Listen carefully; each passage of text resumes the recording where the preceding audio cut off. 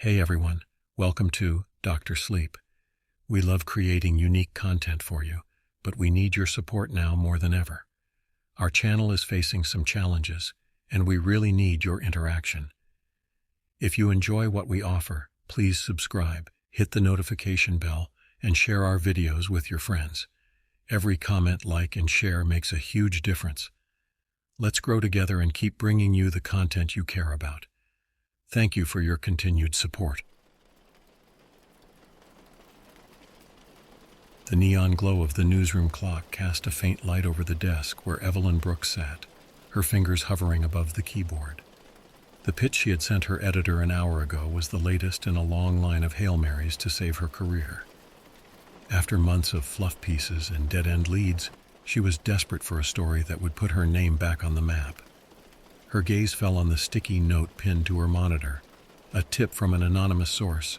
Bohemian Grove, sacrifices to Moloch, dig deeper. The grove had always been shrouded in mystery. Nestled in a redwood forest, it was an exclusive retreat for the world's wealthiest and most powerful men. Rumors swirled about secretive ceremonies and bizarre rituals, but actual evidence was non-existent. Evelyn had dismissed it at first, chalking it up to urban legend. But the tip had been precise: dates, locations, whispers of missing people. Her instincts told her it was worth a closer look. Her editor's voice jolted her back to reality. "Evelyn, this better be good," he barked, throwing the draft back onto her desk. "It's a solid lead," she insisted. "If I can get in and get proof, photos, videos, this could blow the lid off one of the biggest scandals in modern journalism." "Or it could ruin us," he said, leaning in. "You've got one shot. If you come back empty-handed, don't bother coming back at all." By nightfall, Evelyn was on the road, her car packed with a camera, a recorder, and a tangle of nerves. She parked a mile away from the grove's main entrance and made the rest of the trek on foot, her boots crunching softly on the forest floor. A rusted chain-link fence loomed ahead, draped in warning signs: "No trespassing, private property." Heart-pounding, she found a gap beneath the fence and slipped through, snagging her jacket on a sharp wire. She crouched low, her flashlight off, relying on the moonlight filtering through the towering redwoods. The air was thick with the scent of moss and decay, and every crackle of a twig set her nerves on edge. As she approached the clearing, the faint hum of voices reached her ears. Peering through the trees, she saw flickering firelight and shadowy figures gathered in a semicircle. At the center stood a massive stone statue of an owl, its eyes glinting ominously in the fire's glow. Evelyn pulled out her camera, her hands trembling. She zoomed in, capturing the bizarre scene. Hooded figures chanted in a language she didn't recognize, their voices rising and falling like a sinister tide. She squinted, her breath hitching when she spotted something on the altar, something too human-like to ignore. Her stomach churned. She had expected theatrics, perhaps some eccentric rituals, but this was something else. She clicked the shutter, the faint sound swallowed by the chanting. And then she saw it, the unmistakable glint of fresh blood dripping from the altar. Evelyn's stomach lurched as she adjusted her camera lens for a closer view of the altar. The flickering firelight illuminated what she had feared: a pale, lifeless arm hanging off the edge of the stone slab. Her pulse quickened as she captured the scene, every instinct screaming at her to turn back. But she couldn't. Not yet. The chanting grew louder, a rhythmic cacophony that reverberated through the clearing. She noticed a man in ceremonial robes step forward, holding a long, curved dagger. The hooded figures bowed their heads as he raised the blade high above his head, his voice booming in the strange language. Evelyn's breath hitched. She couldn't let this happen. Not while she stood by, silent. She fumbled for her phone, but her shaking hands made dialing impossible. Instead, she hit record, capturing the scene in grainy video. The man's chant reached a crescendo and the dagger began its descent. Evelyn bit down on a scream, her knees locked in place as adrenaline surged through her body. But before the blade could strike, the chanting stopped abruptly, replaced by silence so deafening it felt unnatural. She froze. Had they seen her? She ducked lower behind the underbrush, her heart hammering against her ribs. One of the hooded figures turned toward her direction, their shadowed face obscured beneath the cowl. Evelyn's stomach twisted as the figure began walking toward the tree line. No, not walking, gliding. Her hands instinctively gripped the camera, ready to make a run for it. But as the figure reached the edge of the firelight, they stopped, tilting their head as if listening. Evelyn held her breath, her body pressed against the damp earth. The figure lingered for a moment before retreating back to the group, seemingly satisfied. Evelyn exhaled, shaky and quiet. She couldn't risk staying any longer. She had what she needed, proof. Now she just had to get out alive. She slung the camera strap over her shoulder and crawled backward through the underbrush. The soft rustling seemed deafening in her ears, but the chanting had resumed, their voices rising once more in eerie unison.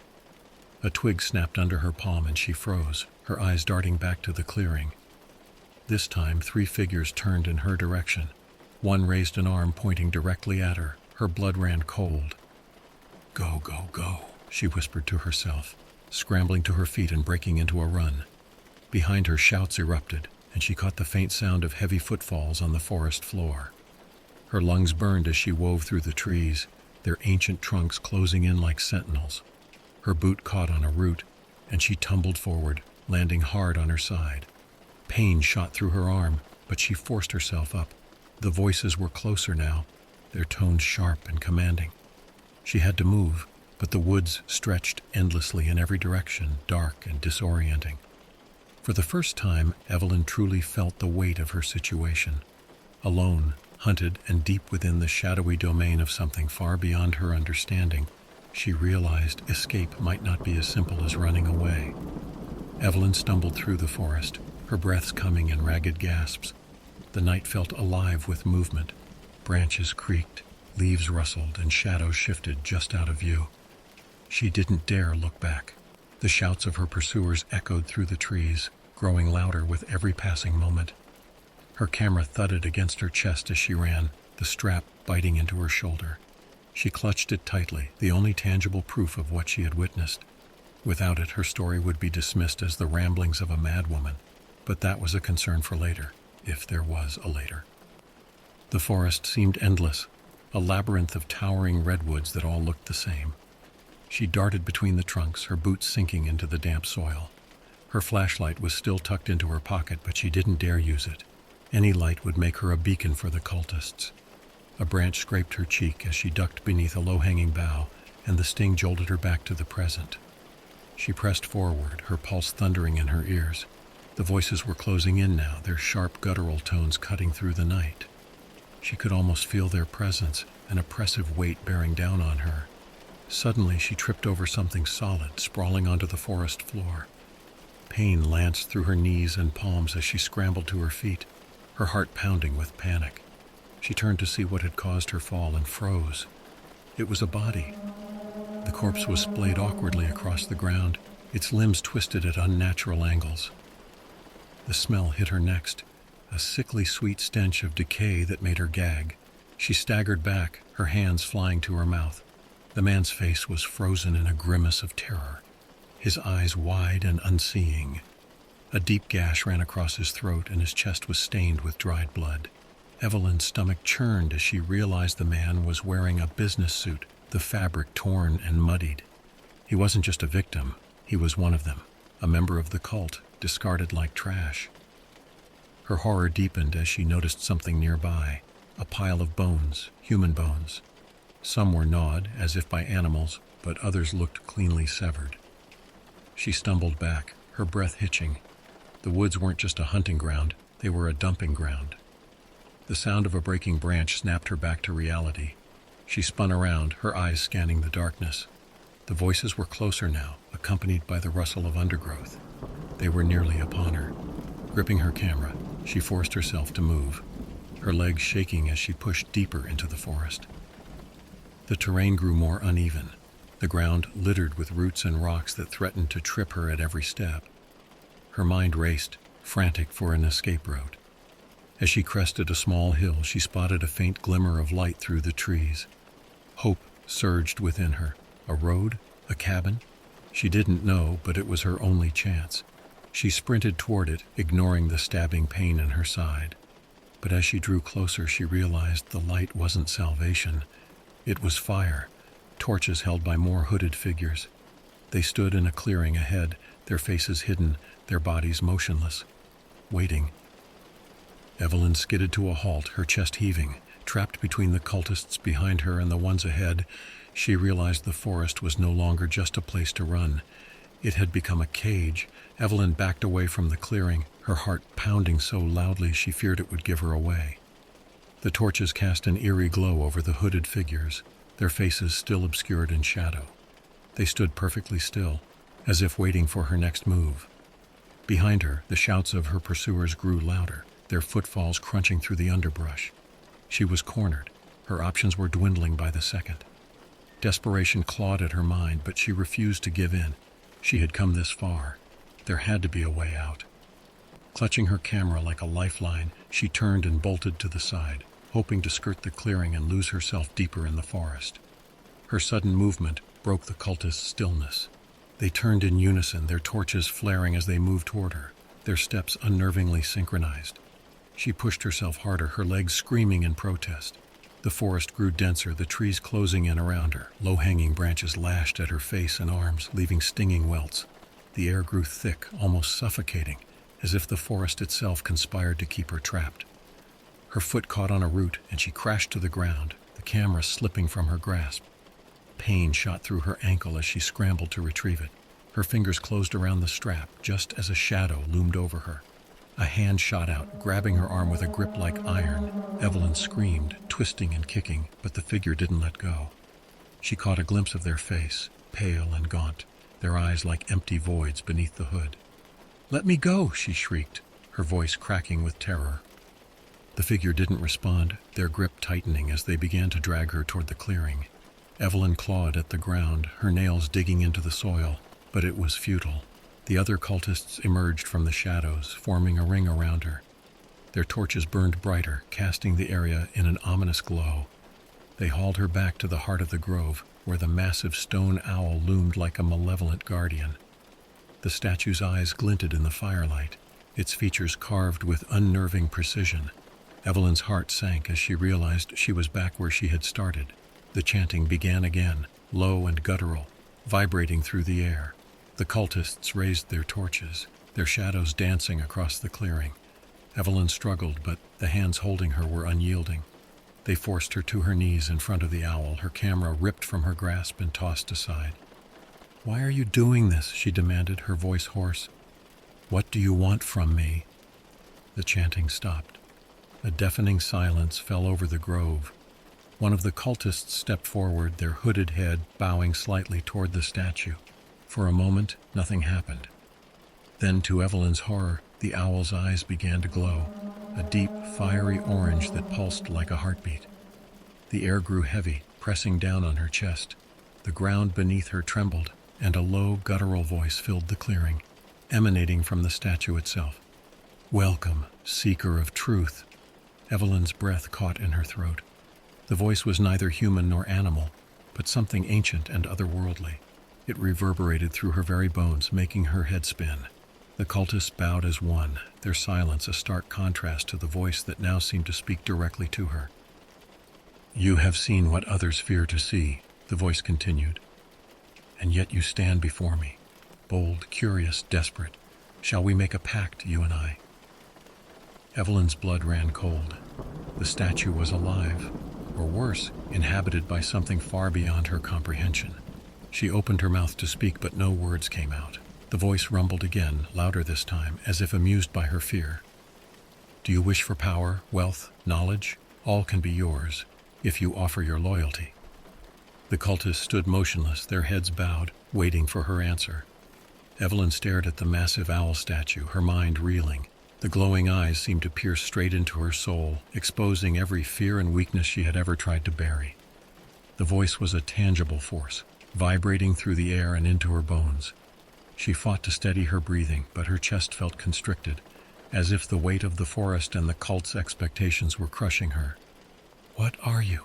she managed to choke out, her voice barely above a whisper. The voice rumbled with dark amusement. "I am Moloch, the Eternal, a god of wisdom, fire, and sacrifice. I am the keeper of secrets and the giver of gifts, if you are worthy." Her pulse thundered in her ears. The cultists stood still, their heads bowed, awaiting her response. She glanced at the torches in their hands, their flames casting eerie shadows that seemed to flicker and dance with malevolent glee. Moloch's voice cut through the silence again. "You have come here seeking truth, have you not? You hunger for knowledge, for power. I can give you everything you desire. I can make you more than you are." Evelyn shook her head, her voice trembling. "I didn't come here for you. I came to expose the truth about this place, about what you and your followers are doing." The owl's eyes flared brighter, casting an orange glow across the clearing. "And yet you stand before me, alone and vulnerable. If it is truth you seek, I can show you the world as it truly is, its darkness, its hidden forces. I can give you the power to shape it as you see fit. All I require is a token of your loyalty." Her throat tightened. "A token," she repeated, though she already knew the answer. "A sacrifice," Moloch said simply, as if it were the most natural thing in the world. "Pledge yourself to me, and you will have riches, wisdom, and power beyond measure. Or refuse, and be consumed by the darkness you sought to uncover." The cultists began to hum softly, their voices blending into a low, hypnotic melody that made Evelyn's head spin. Her instincts screamed at her to run, but where could she go? She was surrounded, trapped in the heart of this nightmare. Her mind raced. She thought of the sacrifices she'd seen discarded in the woods, the mutilated bodies left to rot. She thought of the blood-stained altar and the dagger poised to strike. These people had given themselves to Moloch, and in return they had become monsters. She clenched her fists, her nails digging into her palms. "No," she said, her voice firm despite the tremor in her body. The humming stopped. The air grew heavier, suffocating, as Moloch's voice deepened, laced with menace. "You dare refuse me? Do you know what you're rejecting, mortal? The power to bend the world to your will, the riches to live like a queen, the knowledge to transcend humanity itself." Evelyn forced herself to meet the statue's burning gaze. "I don't want your power," she spat. "I don't want anything from you." The cultists shifted, a murmur rippling through their ranks. The flames of their torches flickered wildly, as if agitated by her defiance. Moloch's glowing eyes flared with anger, and the ground beneath her trembled. "So be it," the voice thundered. "Then you will burn like all the others who dared defy me." Evelyn's eyes darted to the altar, where a torch lay discarded. The firelight gleamed off its golden handle, beckoning her like a beacon. Her pulse quickened. If she was going to die, she wouldn't go down without a fight. Summoning every ounce of courage, she lunged forward, grabbing the torch. The cultists gasped, their silence shattered. Evelyn turned, the flame reflected in her determined eyes. "I think it's your turn to burn," she growled, thrusting the torch into the base of the owl statue. The moment the torch touched the base of the owl statue, flames erupted, climbing its stone surface with unnatural speed. The fire roared to life, its heat forcing Evelyn to stagger back. The cultists cried out in unison, their voices mingling in a chaotic cacophony that shattered the stillness of the grove. Moloch's eyes blazed brighter than ever, the fiery orange shifting to a furious, searing white. "Foolish mortal!" the voice thundered, shaking the ground beneath her feet. "Do you think fire can destroy a god?" Evelyn held her ground, the torch still gripped tightly in her hand. "We'll see," she spat, her voice defiant. The flames consumed the statue's lower half, licking up toward its massive head. Sparks flew into the air, illuminating the clearing with an almost otherworldly glow. The cultists sprang into action, their hooded forms darting toward the statue. Some tried to smother the flames with their robes, while others frantically tossed dirt at the base. Their movements were erratic, panicked as if they had never faced such defiance before. Evelyn used the chaos to her advantage. She darted toward the edge of the clearing, her heart pounding in her chest. Her camera was still lying on the ground, and she scooped it up, cradling it against her body like a lifeline. She cast one last glance over her shoulder at the scene unfolding behind her. The statue was now engulfed in flames, the fire reaching its outstretched wings. Moloch's voice roared, a guttural sound that seemed to come from the very heart of the inferno. "You will suffer for this. You will never escape my gaze." The cultists' cries turned into wails of despair as the flames spread beyond the statue. The torches they had held so reverently were now weapons of destruction, igniting the surrounding trees. The once sacred grove was turning into a blazing inferno, the fire spreading with terrifying speed. Evelyn didn't wait to see the outcome. She turned and ran, her legs burning with exhaustion but fueled by sheer adrenaline. The path she took was unfamiliar, but she didn't care. All that mattered was putting as much distance as possible between herself and the cult. The firelight faded behind her, replaced by the oppressive darkness of the forest. Her lungs burned as she gasped for air, her feet stumbling over roots and rocks. The sounds of pursuit had faded, but she didn't dare slow down. She could still hear Moloch's voice echoing in her mind, a relentless reminder of the danger she had unleashed. After what felt like an eternity, she reached a small stream. She collapsed onto her knees, plunging her hands into the icy water and splashing it onto her face. Her reflection stared back at her from the rippling surface, pale and wide-eyed, but alive. For the first time since entering the grove, she allowed herself a moment to breathe. She had destroyed their symbol of power, disrupted their ritual, and escaped with her life. But as she sat there, her chest heaving, she couldn't shake the feeling that it wasn't over. A faint crackling sound reached her ears, and she glanced back toward the direction she had come. The glow of the fire was still visible through the trees, but it didn't feel like victory. It felt like a warning. The words of Moloch echoed in her mind once more. "You will never escape my gaze." Evelyn shivered, her grip tightening on her camera. She had survived, but the forest felt alive with unseen eyes, watching her every move. Evelyn forced herself to her feet, her body trembling from exertion and fear. The icy water of the stream had helped calm her, but the sound of the distant fire reminded her that she couldn't linger. Every instinct screamed at her to keep moving, to put as much distance as possible between herself and the cult, and whatever power they had awakened. The forest was a maze, the towering redwoods indistinguishable in the darkness. She pressed on, using the stream as a guide, the sound of its gentle current grounding her in the oppressive silence. Her boots squelched against the muddy bank, and she stumbled more than once, her legs heavy with exhaustion. The camera thudded against her chest with every step. It was her lifeline now, the only proof of what she had witnessed. If she could get out of the forest and back to civilization, she could expose the truth. The thought gave her strength, pushing her forward despite the overwhelming fatigue. The sounds of the fire and the cultists' cries faded into the background, replaced by the subtle noises of the forest. Crickets chirped, and the occasional rustle of leaves sent her heart racing, but nothing pursued her. For the first time since her escape, she began to believe she might actually make it out alive. Her hope was short-lived. A branch snapped somewhere to her left, the sound unnaturally loud in the stillness. Evelyn froze, her breath catching in her throat.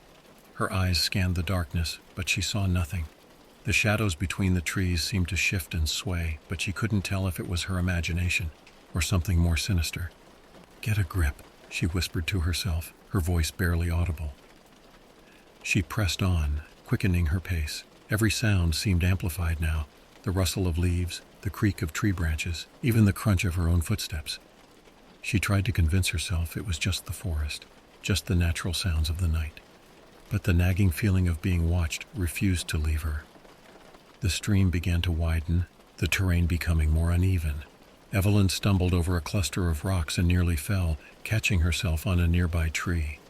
As she steadied herself, she noticed something that made her stomach twist.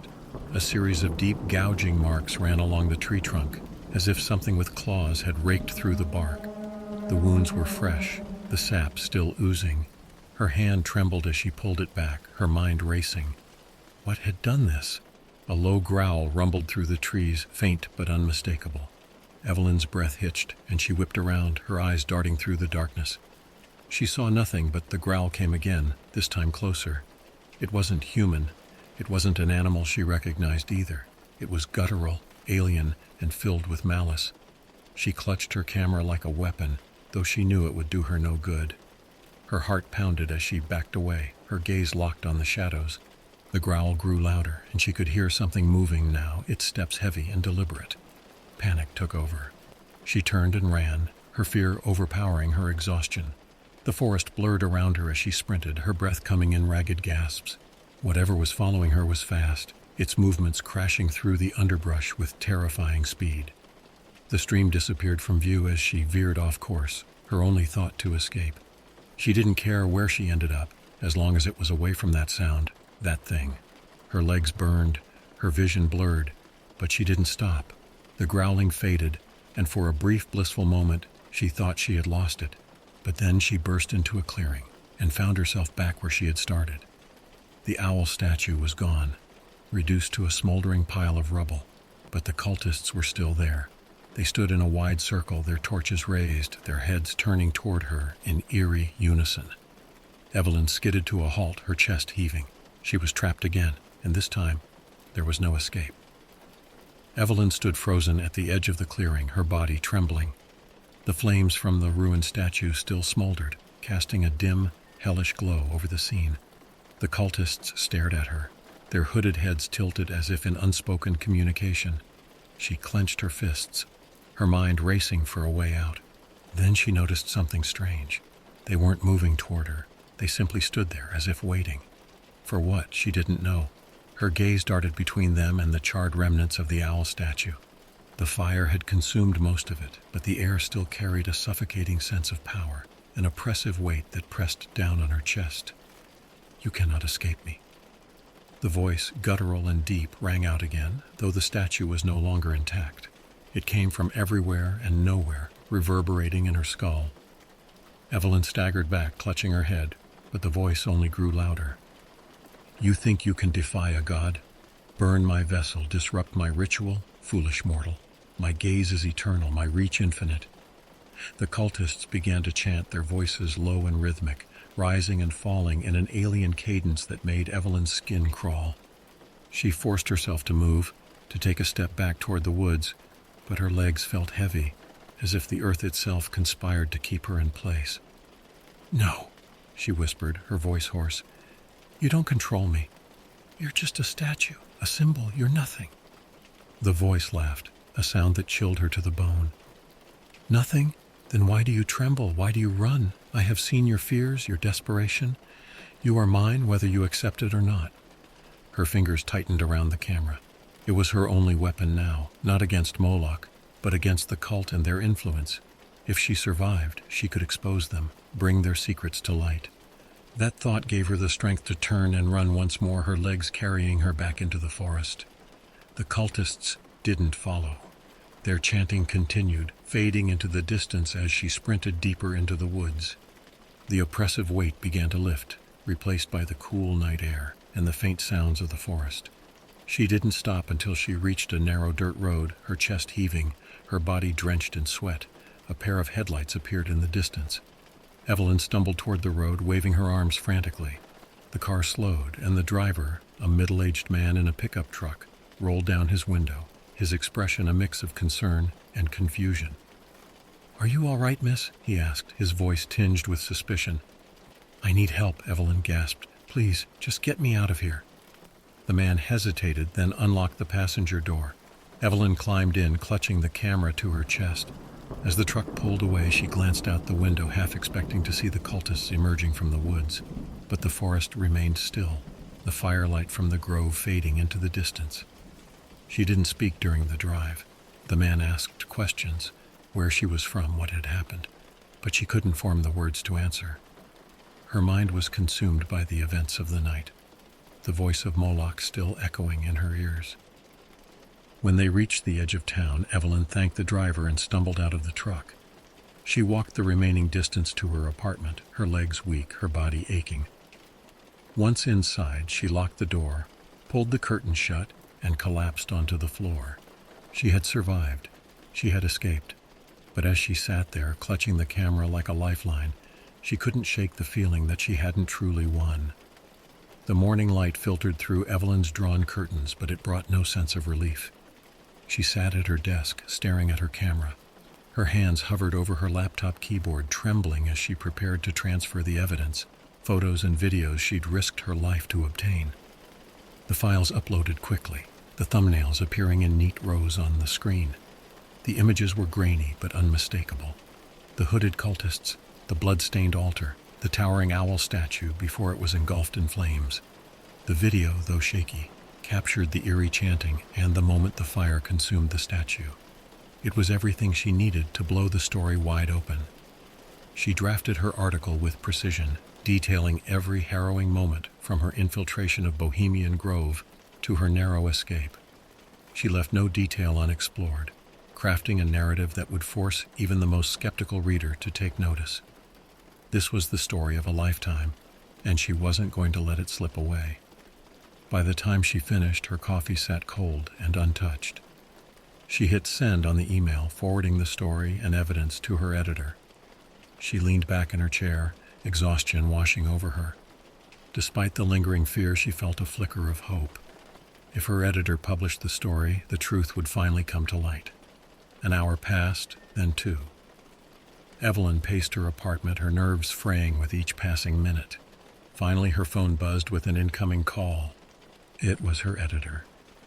"Evelyn," he said, his voice heavy, "we need to talk." Her stomach tightened.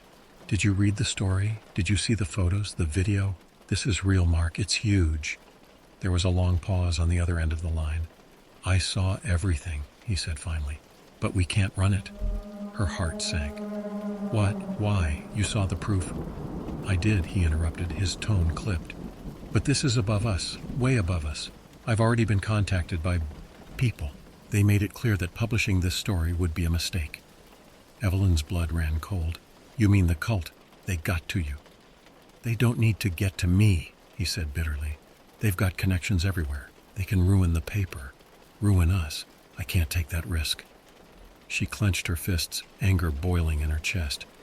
"You're just going to let them get away with this? After everything I went through?" "I'm sorry, Evelyn," he said, his voice softening. "I really am, but you're fired. I'll have someone clean out your desk." The line went dead. Evelyn stood in stunned silence, her phone slipping from her grasp. Her story, the truth, was being buried, just like the victim she'd found in the woods.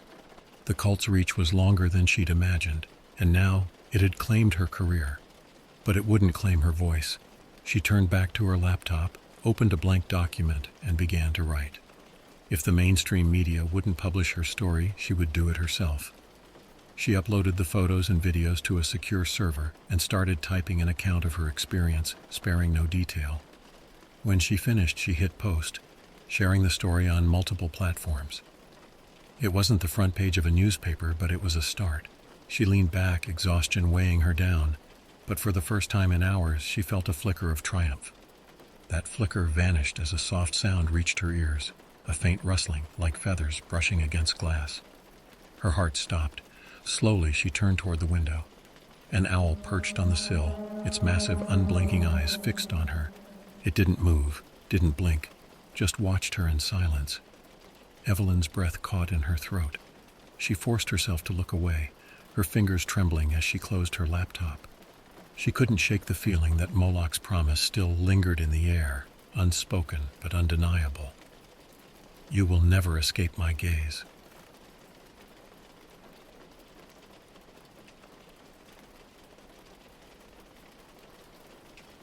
Hey Reddit, I've got a story to share that's been haunting me for years. It's not something I've ever talked about in detail, but I feel like it's time to get it out there. I'm hoping that maybe someone can help me make sense of it. Here goes nothing. So, it was a few years back when me and the boys, Mike, Jack, and Tom, decided to go on a camping trip. But this wasn't your typical weekend getaway. We wanted something different, something thrilling. After a few beers one night, someone jokingly suggested we book a trip through the dark web. It sounded stupid, I know, but at the time it seemed like a funny and intriguing idea. We found this shady-looking site that offered exclusive camping experiences in remote locations. The deal was simple. We pay them in Bitcoin and they'll leave all the gear we need in a cabin up in the mountains.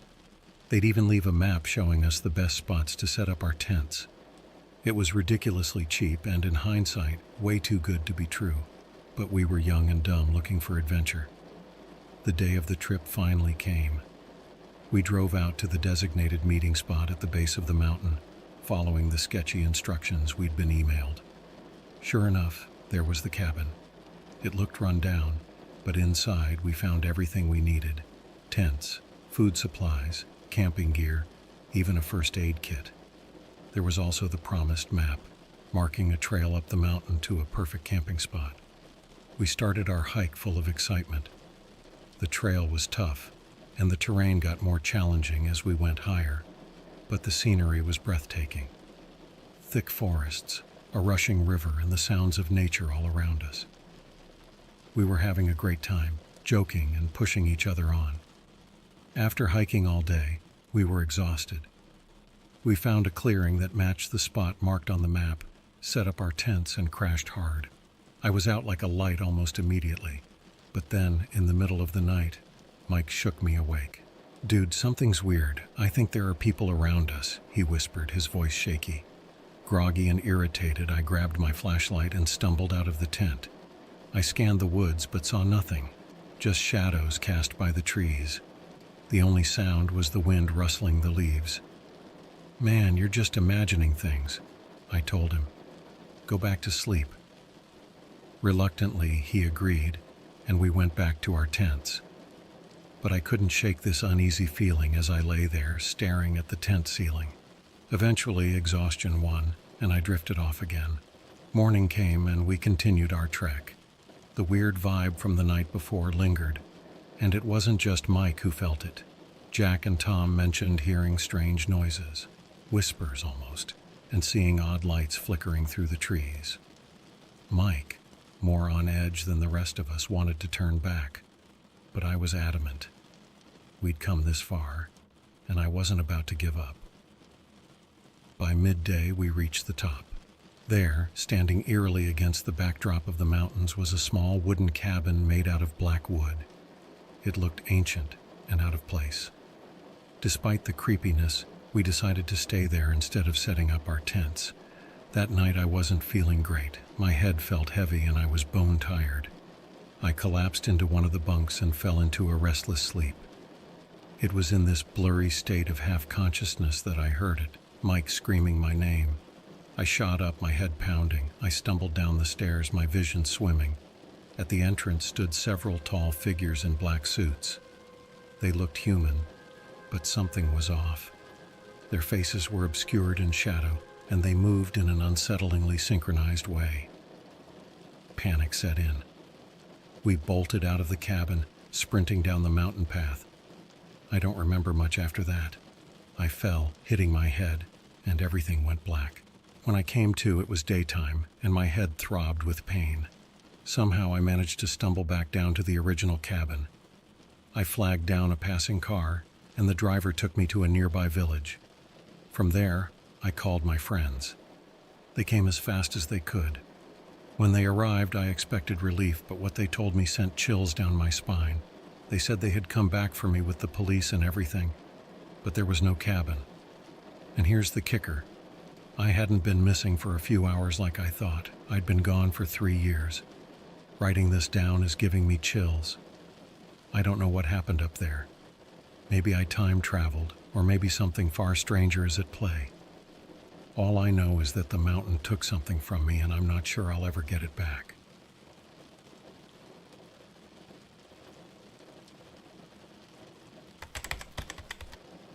After the initial shock of realizing I'd been missing for 3 years, the questions started flooding in.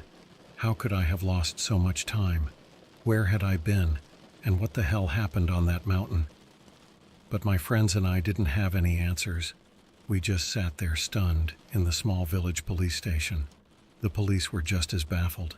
They had searched the entire area when I first went missing. No trace of me, no sign of the cabin we'd found at the top. They even brought in search dogs and drones. It was as if I had vanished into thin air. And now, here I was, looking no older than the day I disappeared, with only a few hours of disjointed memories to account for 3 lost years. The first few days back were surreal. My friends filled me in on everything I'd missed. Tom got married, Jack had moved to a different city for a new job, and Mike had spent a lot of time trying to figure out what happened to me. I couldn't believe how much had changed while I felt like I'd been gone for mere hours. I tried to return to normal life, but things were different.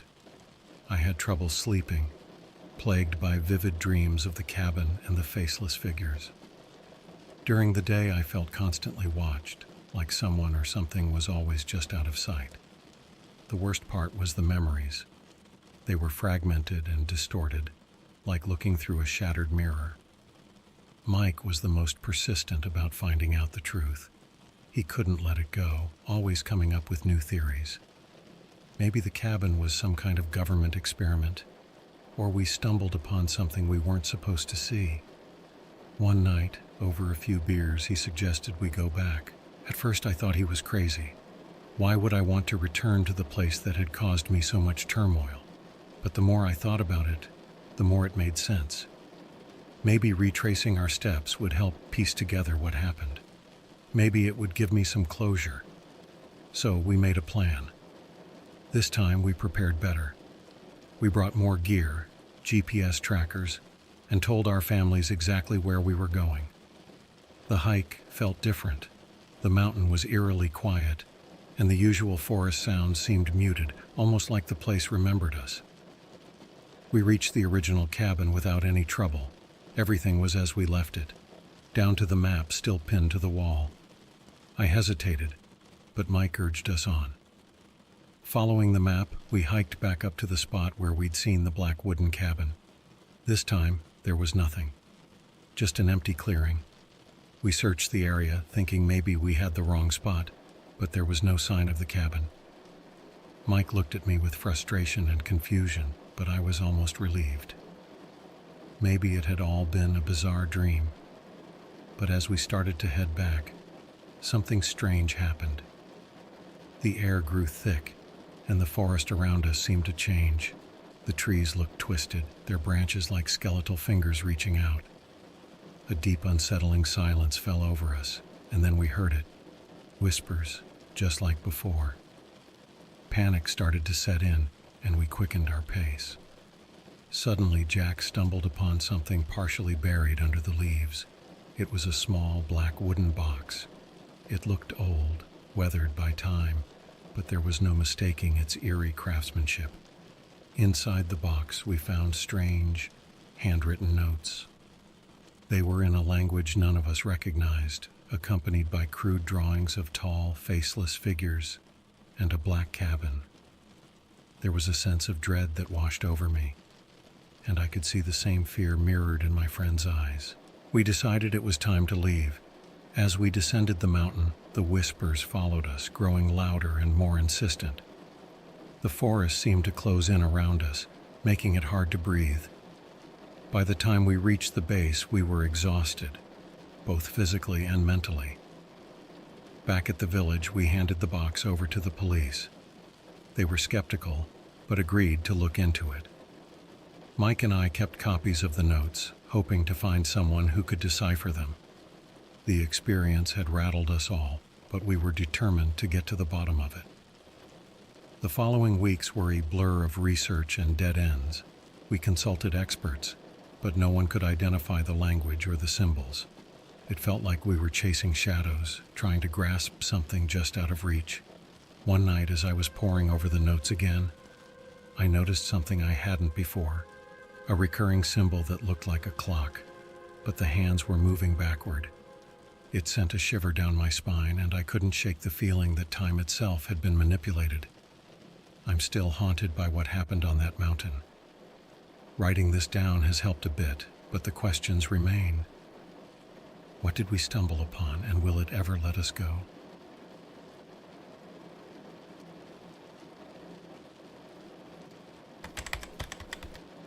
The days following our discovery of the black wooden box were a whirlwind of confusion and paranoia. The strange notes and symbols plagued my thoughts, and my dreams became increasingly disturbing. It felt like the cabin, the faceless figures, and the mountain were all intertwined in a web I couldn't unravel. Mike, ever the researcher, took it upon himself to find someone who could decipher the language in the notes. After countless dead ends, he finally found an obscure professor of ancient languages who agreed to take a look. We drove out to meet him, a frail but sharp-eyed old man named Dr. Albright, who welcomed us into his cluttered office. Dr. Albright examined the notes with great interest. He explained that the language seemed to be a mix of several ancient dialects, some of which dated back thousands of years. The symbols, however, were unlike anything he'd ever seen. He promised to study them further and contact us if he found anything significant. Weeks went by with little news from Dr. Albright. Meanwhile, the strange occurrences in my life only grew. I'd see fleeting shadows in the corner of my vision, hear whispers when I was alone, and my sleep was constantly disrupted by nightmares of the faceless figures. One evening, as I was trying to distract myself with some TV, my phone rang. It was Dr. Albright. His voice was tense, and he insisted we come over immediately. Mike and I rushed to his office, our hearts pounding with a mix of fear and anticipation. When we arrived, Dr. Albright looked visibly shaken. He had managed to translate parts of the notes, and what he found was disturbing. According to his translation, the note spoke of an ancient cult that worshipped entities from beyond our realm, beings that could manipulate time and reality. The black cabin was described as a gateway, a place where the veil between worlds was thin. The recurring clock symbol, Dr. Albright explained, represented a form of time manipulation. The cult believed that by performing certain rituals, they could bend time, allowing them to exist outside the normal flow of it. This explained the 3-year gap I experienced, but it also raised more questions. How and why did I end up involved with this? As we absorbed this information, a thought struck me. If the cult's rituals could manipulate time, then perhaps there was a way to reverse what had happened. Dr. Albright seemed skeptical, but intrigued. He agreed to help us figure out how to perform a counter-ritual. Over the next few days, we gathered the necessary materials based on Dr. Albright's instructions. We needed to return to the mountain, to the clearing where the cabin once stood. The thought of going back filled me with dread, but I knew it was our only hope of finding answers and perhaps putting an end to this nightmare. On the day of the counter-ritual, we set out early. The drive was somber, the weight of our mission hanging heavily in the air. As we hiked up the mountain, the familiar whispers started again, and the forest felt more oppressive than ever. Every step felt like it was leading us deeper into the unknown. We reached the clearing and set up for the ritual. Dr. Albright began chanting in the ancient language, his voice strong despite his age. We followed his lead, arranging the symbols and artifacts as instructed. As the ritual progressed, the air around us seemed to shimmer, and a deep hum filled the clearing. Then, everything went silent. The forest around us stood still, as if holding its breath. Suddenly, a bright light flashed, and the black wooden cabin appeared before us, just as it had years ago. It was both terrifying and mesmerizing. The door of the cabin creaked open, revealing the dark interior. We hesitated, but Dr. Albright urged us forward. Inside, the air was cold and still. The walls were lined with strange symbols, and in the center of the room was an altar covered in dust. We approached the altar, placing the translated notes and artifacts upon it. Dr. Albright's chanting grew louder, and the symbols on the walls began to glow. The cabin seemed to pulse with energy, and I felt a strange sensation, like I was being pulled in multiple directions at once. Suddenly, the faceless figures appeared, their presence overwhelming. They surrounded us, their whispers filling the air.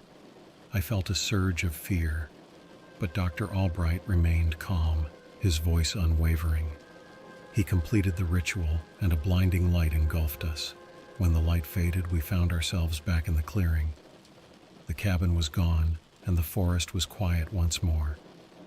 We stood there in stunned silence, the weight of what we'd just experienced sinking in.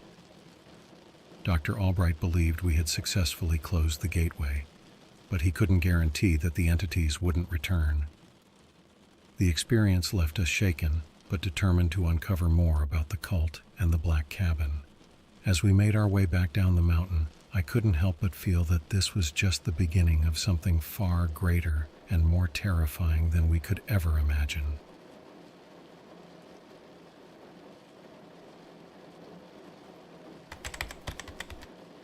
After our encounter with the cabin and the faceless figures, life didn't return to normal. If anything, it became more complicated. Dr. Albright, intrigued by the ancient cult and its mysteries, became a close ally. We decided to delve deeper into the cult's history, hoping to uncover more about the Black Cabin and its connection to the entities. Dr. Albright's extensive library was our first stop. He had books on ancient religions, obscure rituals, and forgotten civilizations. We spent countless hours poring over dusty tomes, searching for any mention of the symbols and rituals we'd encountered. It was tedious work, but the occasional breakthroughs kept us motivated. One evening, while flipping through a particularly old and fragile manuscript, I found a passage that seemed relevant. It spoke of a sect that existed long before recorded history, a group that believed in transcending time and space. They worshipped beings described as the Watchers, who could alter reality itself. The Black Cabin, or the Nexus, was their sacred site, a place where the Watchers could cross into our world. This discovery was both thrilling and terrifying. We had confirmation that the cabin and the Watchers were real, but it also meant that our ordeal was far from over. The manuscript hinted at other Nexus sites scattered across the globe, each guarded by rituals and protected by the Watchers. We needed more information, so we decided to seek out other experts. Dr. Albright reached out to colleagues who specialized in ancient cultures and esoteric studies. One such contact was Dr. Helena Marks, an archaeologist with a focus on prehistory and ancient religions. She agreed to meet us and share her knowledge. Dr. Marks was a sharp and insightful woman with a passion for uncovering hidden truths. We met her in a quiet, dimly lit cafe, where she listened intently to our story.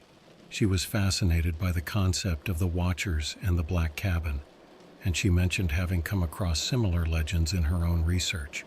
According to Dr. Marks, the Watchers were often depicted as guardians or gatekeepers, existing on the fringes of human understanding. She had encountered references to them in various ancient texts, often associated with mysterious disappearances and unexplainable phenomena. She believed these beings could manipulate time and space, much like what we had experienced. Intrigued by our findings, Dr. Marks suggested we visit an archaeological site in South America, where she had discovered unusual artifacts that might be linked to the cult. She showed us photographs of the site, a series of ancient ruins deep in the jungle, marked with the same symbols we had seen in the cabin.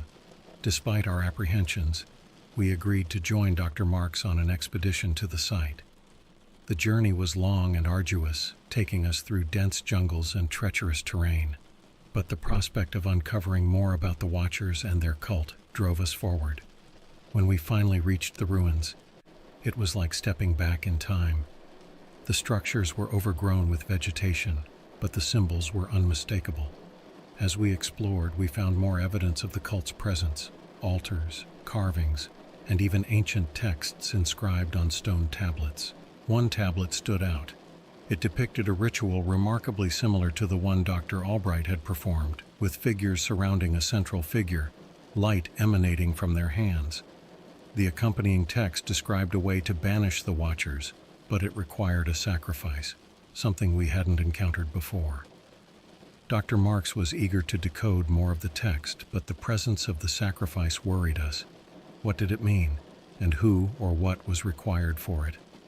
The more we uncovered, the more dangerous our quest seemed to become. As we prepared to leave the ruins, we noticed something strange.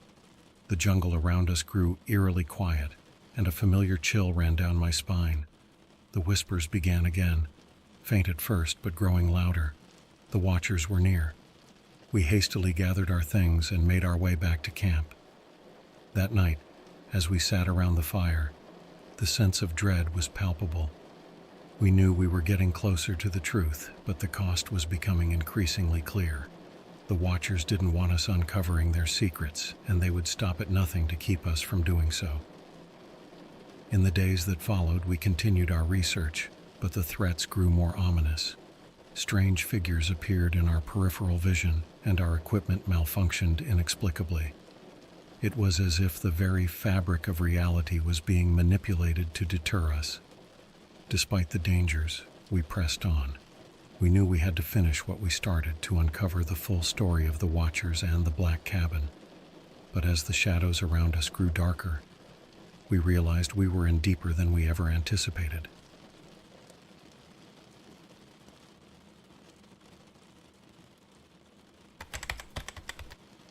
Our journey had taken us from the shadowy corners of the dark web to ancient ruins in the heart of the jungle. We had unearthed fragments of a long-forgotten cult and glimpsed the terrifying power of the Watchers. But now, standing on the precipice of discovery, we knew the final confrontation was inevitable. Dr. Albright, Dr. Marks, Mike, and I spent weeks preparing. We pored over the stone tablets, decoding every last detail of the banishment ritual. The mention of a sacrifice loomed over us, but we hoped to find a way to perform the ritual without resorting to it. We needed to return to the original site where I had disappeared, the mountain with the Black Cabin. We gathered our supplies, made arrangements for our families, and set off once more into the unknown. The hike up the mountain was eerily familiar. The forest seemed darker, the air heavier. As we approached the clearing where the Black Cabin had once appeared, a sense of dread settled over us, but we pressed on, determined to see this through. We set up our camp near the clearing and began preparing for the ritual. Dr. Albright and Dr. Marks double-checked the translations and the symbols we needed to draw. Mike and I set up protective barriers, hoping to shield us from whatever might come. As night fell, the forest grew unnaturally silent. We gathered around the makeshift altar, our nerves on edge. Dr. Albright began chanting in the ancient language, his voice steady but tense. The symbols on the ground glowed faintly, and a cold wind swept through the clearing. The air shimmered and the Black Cabin materialized before us. It looked exactly as I remembered, dark, foreboding, and out of place. The door creaked open, and the faceless figures stepped out, their presence chilling to the bone. Dr. Marks continued the ritual, her voice joining Dr. Albright's in a haunting harmony. The figures watched us, their featureless faces conveying a sense of otherworldly menace. As the chanting grew louder, the ground beneath us trembled. The final step of the ritual involved invoking the symbols of time and reality. Mike and I held our breath, hoping that the Watchers wouldn't retaliate. But just as the ritual neared completion, the figures moved closer, their whispers growing louder and more insistent. A sudden realization hit me. The sacrifice wasn't a person. It was something far more precious. Time. We needed to offer up the years that had been taken from me, the time I had lost during my disappearance. It was the only way to appease the Watchers and complete the ritual. With a heavy heart, I stepped forward, feeling the weight of the past 3 years pressing down on me. I placed my hand on the altar and spoke the final words of the ritual. The symbols flared brightly, and a wave of energy surged through the clearing. The Watchers hesitated, then slowly began to fade, their whispers diminishing. The Black Cabin shimmered and dissolved into the night. The forest around us seemed to breathe a sigh of relief as the oppressive presence lifted. As the ritual concluded, I felt an overwhelming sense of peace. The years that had been taken from me were returned, not in time, but in closure. The Watchers were banished, and the Black Cabin was no more. We had uncovered the truth and faced the darkness, emerging on the other side stronger and wiser. We packed up our camp and made our way down the mountain, the weight of our journey lifting with each step. The forest felt alive again, vibrant and welcoming. As we reached the base, a sense of accomplishment washed over us. Dr. Albright and Dr. Marks were eager to document our findings, to share the story of the Watchers and their ancient cult. Mike and I were content knowing we had faced our fears and come out victorious. Back in the village, we celebrated with a quiet dinner, reflecting on the incredible journey we had undertaken. The mysteries of the Watchers and the Black Cabin would remain a part of our lives, but the fear and uncertainty had been replaced with understanding and resilience. As I write this, I feel a sense of closure. The Black Cabin and the Watchers are part of my past, a dark chapter that I have finally put to rest. But the lessons learned and the bonds forged during this journey will stay with me forever. Thanks for following along, Reddit. Stay curious, stay safe, and remember, some mysteries are meant to be solved and others are meant to be left alone.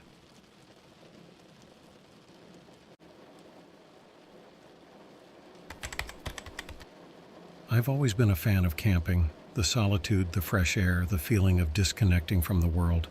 It's like hitting a reset button on life.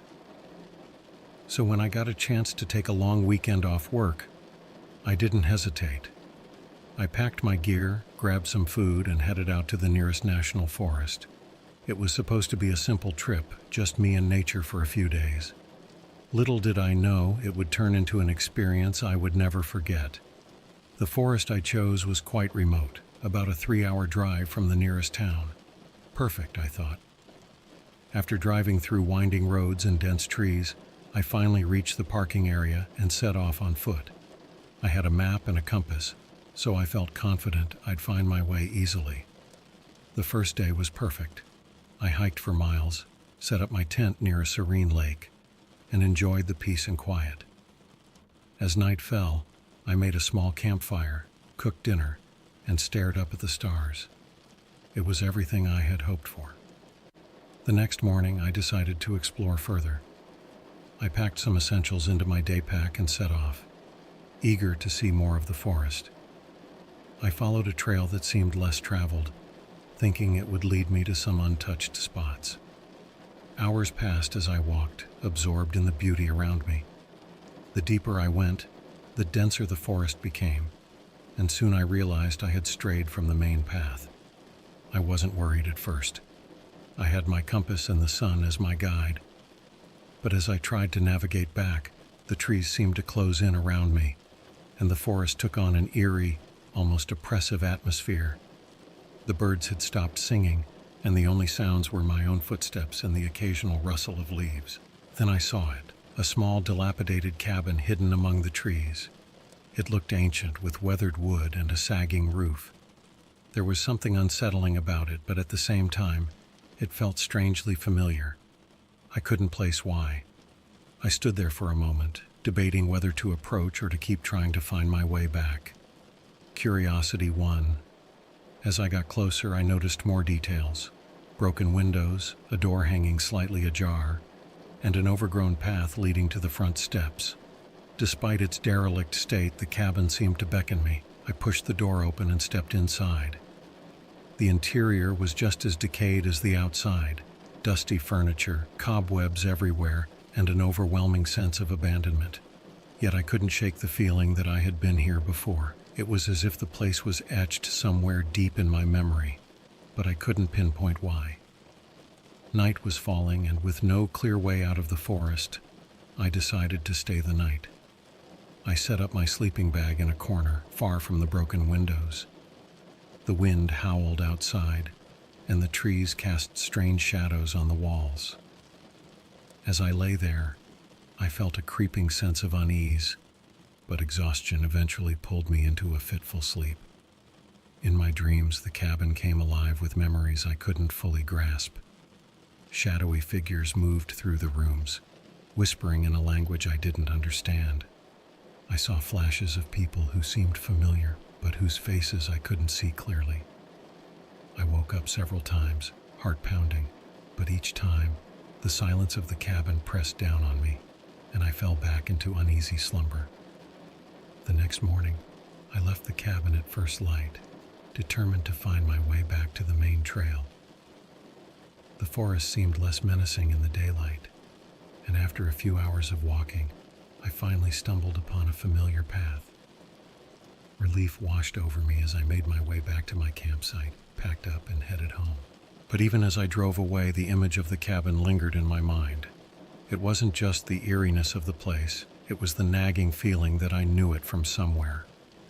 Over the next few days, I couldn't stop thinking about it. And then, one night as I lay in bed, it hit me. I had seen that cabin before, on a paranormal blog I used to read years ago on the dark web. I shot up, grabbed my laptop, and started searching frantically. It took a while, but I finally found the blog. Buried deep in the archives was a post about an old cabin in the middle of nowhere, supposedly haunted by spirits of those who had perished there. The pictures in the post were unmistakable. It was the same cabin. My heart raced as I scrolled through the article. It detailed strange occurrences, sightings, and eerie sounds reported by those who had stumbled upon the cabin. According to the blog, the cabin had a way of disappearing, making it nearly impossible to find again once you left. I knew I had to go back. I had to see it again, to understand what I had experienced. But when I tried to find the cabin again, it was as if it had vanished. No matter how much I searched, I could never locate it. It was as if the forest had swallowed it whole, leaving only a haunting memory behind. And now, every time I go camping, I can't help but wonder if I'll stumble upon it again, or if it's better left as a mystery I should never solve.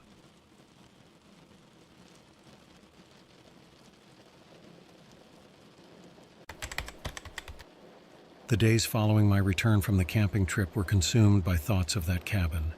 It was as if the memory of it had embedded itself in my mind, refusing to let go. I couldn't focus at work. My sleep was restless, and all I could think about was that old decaying structure in the middle of nowhere. I started rereading the blog post obsessively.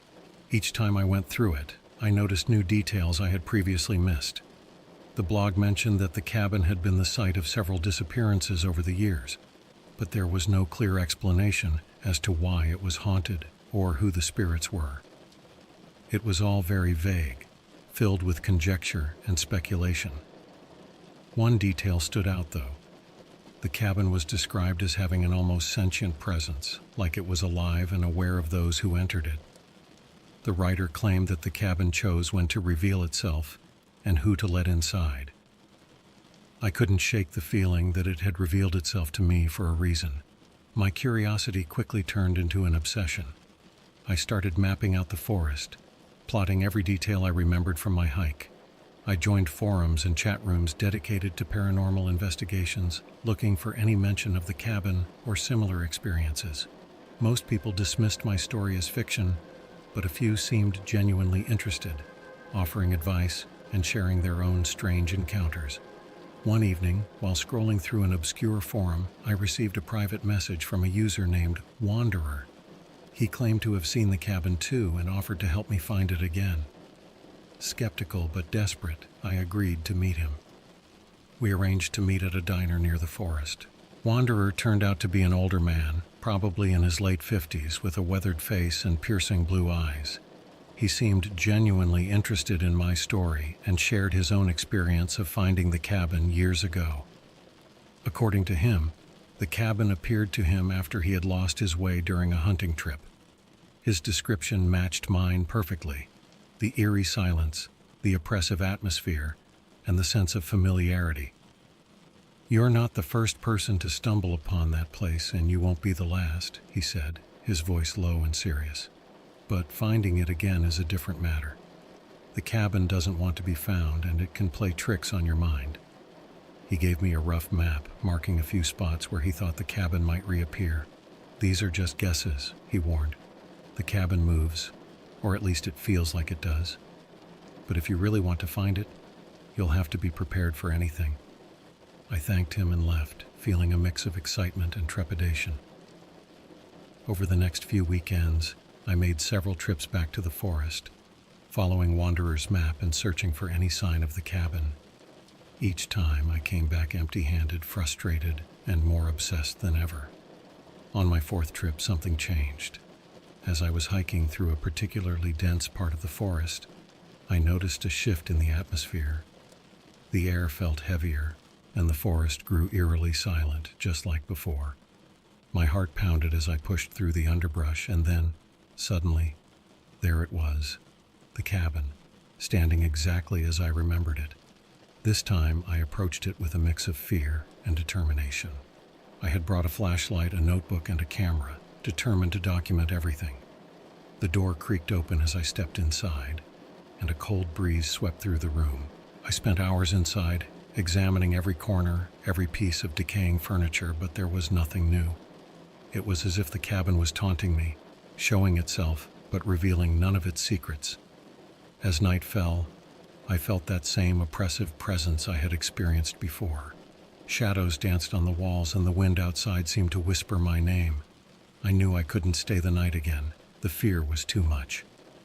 I left the cabin, marking my path carefully this time, and made my way back to my car. As I drove home, the familiar nagging feeling returned stronger than ever. Why had the cabin appeared to me again? What was it trying to tell me? The questions haunted me, driving me deeper into my obsession. I couldn't stop thinking about it, couldn't stop searching for answers. And so, my life became a cycle of restless nights, endless research, and futile searches. The cabin had become a part of me, a mystery I was desperate to solve. Little did I know this was just the beginning of an even stranger journey, one that would blur the lines between reality and the unknown, and challenge everything I thought I knew about the world. The more I searched, the more elusive the cabin became. It was as if it was playing a game with me, leading me on a wild chase through the forest. But I was determined to uncover its secrets, no matter the cost.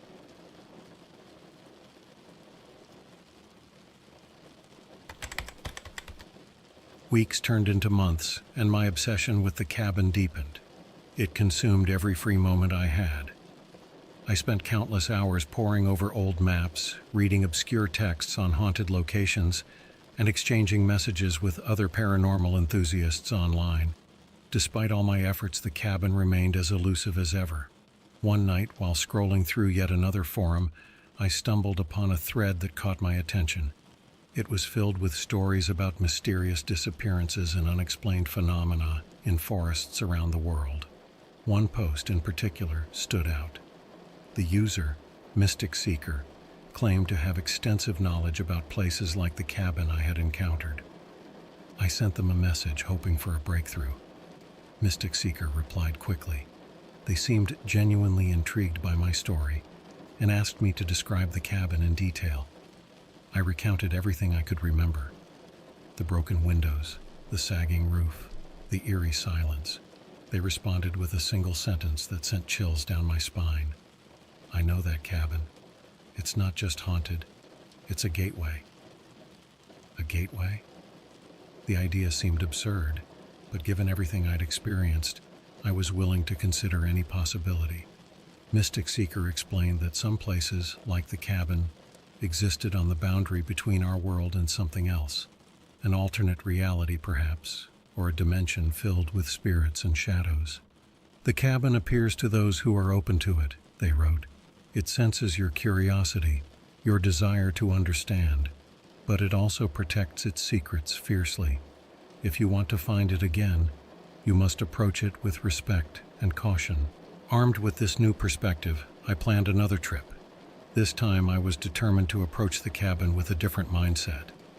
I gathered supplies, including a small offering of items that Mystic Seeker suggested: candles, a piece of quartz, and a handwritten note expressing my intentions. I arrived at the forest early in the morning, hoping the daylight would give me a better chance of finding the cabin. The air was crisp, and the forest was alive with the sounds of birds and rustling leaves. As I ventured deeper, I felt that familiar shift in the atmosphere. The birds grew silent, and the air seemed to thicken. I followed my instincts, feeling a strange pull guiding me through the trees. After hours of hiking, I finally saw it, the cabin standing in a small clearing just as dilapidated as before. My heart raced with a mix of fear and excitement. I approached slowly, taking out the candles and the quartz. I placed them on the ground in front of the cabin and lit the candles, hoping this small ritual would show my respect. Then, I read the note aloud, asking for permission to enter and understand the cabin's secrets. As I finished, a cold breeze swept through the clearing, extinguishing the candles. The door of the cabin creaked open slightly, as if inviting me in. I hesitated, then stepped inside. The interior was as I remembered: dusty, decayed, and filled with an oppressive silence. But this time, I noticed something new. In the corner of the main room, Partially hidden under a pile of debris was a small, old-fashioned journal. My hands trembled as I picked it up and opened it. The pages were filled with handwritten notes and sketches. The writing was faded and difficult to read, but I could make out descriptions of strange occurrences, symbols, and what seemed to be rituals. One entry, dated decades ago, described the cabin as a vessel for crossing into another realm. The writer spoke of voices in the night, shadowy figures, and an overwhelming sense of being watched. As I read, I felt a presence behind me. I turned quickly, but there was nothing there. The cabin seemed to pulse with an unseen energy, and I felt a chill run down my spine. I knew I couldn't stay much longer. I took photos of the journal's pages, hoping to study them later, and carefully placed it back where I had found it. As I left the cabin, I felt a sense of relief mixed with apprehension. The forest seemed to come alive again, the sounds of nature returning as I made my way back to the main trail. Back home, I pored over the photos of the journal. The symbols and notes were unlike anything I had seen before. I reached out to Mystic Seeker again, sharing my findings. They were amazed, suggesting that the journal might hold the key to understanding the cabin's true nature. In the weeks that followed, I worked tirelessly to decipher the journal. The symbols seemed to correspond to ancient runes, and the rituals described were complex and arcane. It was clear that whoever had written the journal had a deep understanding of the supernatural. One entry stood out, a detailed account of a ritual meant to open a doorway within the cabin. It required precise timing and specific incantations. I couldn't believe what I was reading, but at the same time I felt an undeniable pull to attempt the ritual. I knew it was risky, but my curiosity and obsession had taken over. I started gathering the necessary materials, preparing for what would be my most daring journey yet. The thought of finally uncovering the cabin's secrets was too enticing to resist. And so, with a mixture of excitement and fear, I planned my next trip to the forest, ready to face whatever awaited me inside the cabin.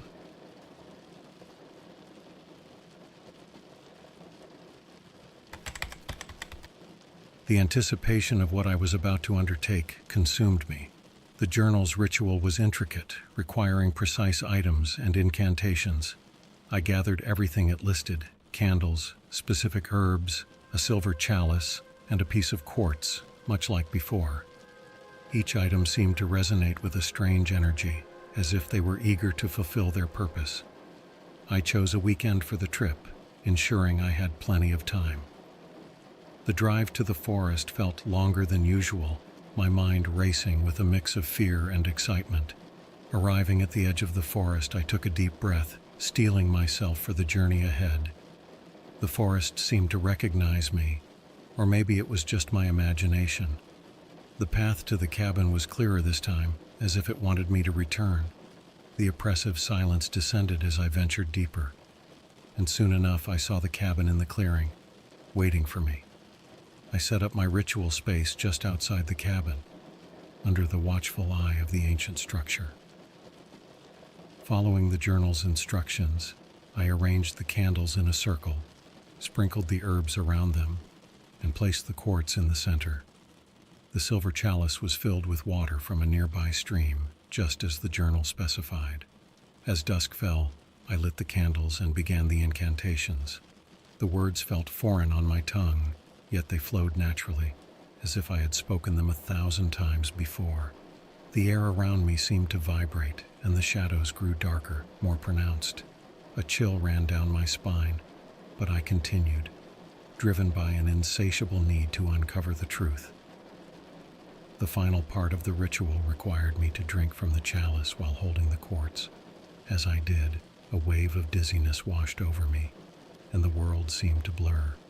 The cabin, once a solid, decaying structure, began to shimmer and fade, revealing another layer beneath. It was like looking through a veil.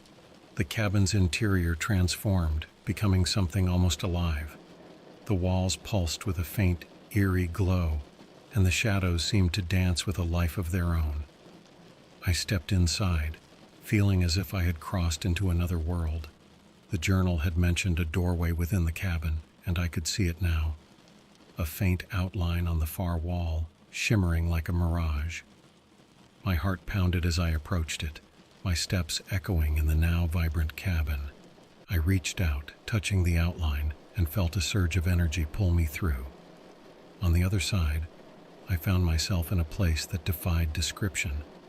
It was as if the forest and the cabin had merged into one, an ethereal landscape filled with shadows and whispers. The trees were taller, darker, their branches twisting into unnatural shapes. The air was thick, almost suffocating, and I could feel eyes watching me from every direction. I walked cautiously, feeling the weight of countless unseen gazes. The journal had mentioned spirits trapped between worlds, and I could sense them here, lingering just out of sight. As I ventured deeper, I began to see figures in the shadows, faint, translucent shapes that flickered like candle flames.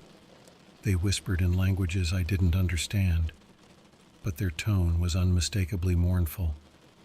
Despite the fear gripping my heart, I felt a strange connection to these spirits. It was as if they were guiding me, leading me to a clearing deeper within this otherworldly forest. There I saw an ancient stone altar, covered in runes that matched those in the journal. The air around it hummed with energy, and I knew this was the heart of the cabin's mystery. I placed the quartz on the altar as the journal had instructed, and the runes began to glow.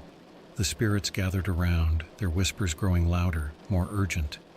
I recited the final incantation, feeling the power of the words flow through me. The air crackled with energy, and the ground beneath me seemed to tremble. Suddenly, a blinding light erupted from the altar, enveloping everything. I felt a rush of wind, and the world around me spun violently. When the light faded, I found myself back in the original cabin, lying on the floor, gasping for breath. The candles had burned out, and the air was thick with the smell of extinguished wicks and herbs. I stumbled outside, the night air cool against my skin. The forest was alive again with the sounds of nature as if nothing had happened. But I knew better. I had seen a glimpse of another realm, a place where the lines between our world and the supernatural blurred. As I packed up my things and made my way back to my car, I couldn't shake the feeling that the cabin had shared its secrets with me for a reason. The spirits I had encountered were now a part of my story, their whispers echoing in my mind. Driving home, I felt a sense of closure, yet also a new beginning. The cabin's mystery was far from solved, but I had taken the first step into understanding it. The journal's final entry had hinted at more to discover, more to uncover, and I knew I would return, driven by the same curiosity and determination that had brought me here in the first place. The cabin, with its haunting presence and untold secrets, had become a part of me. And as I pulled into my driveway, I realized that my journey was just beginning. The forest, the cabin, and the spirits within were waiting for me to return, to delve deeper into the unknown. And I was ready.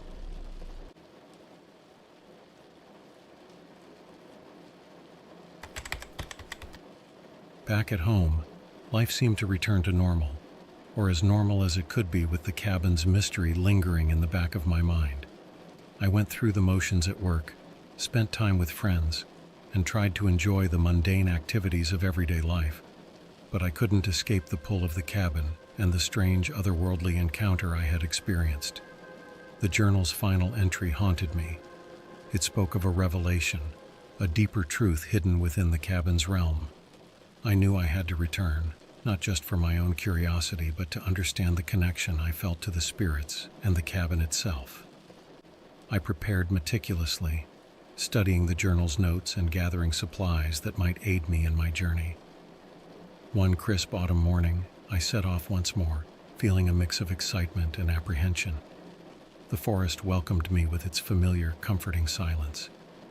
The air was cool and fresh, and the leaves had turned a vibrant array of reds and yellows, carpeting the ground in a tapestry of color. As I ventured deeper, the forest's atmosphere changed, just as it had before.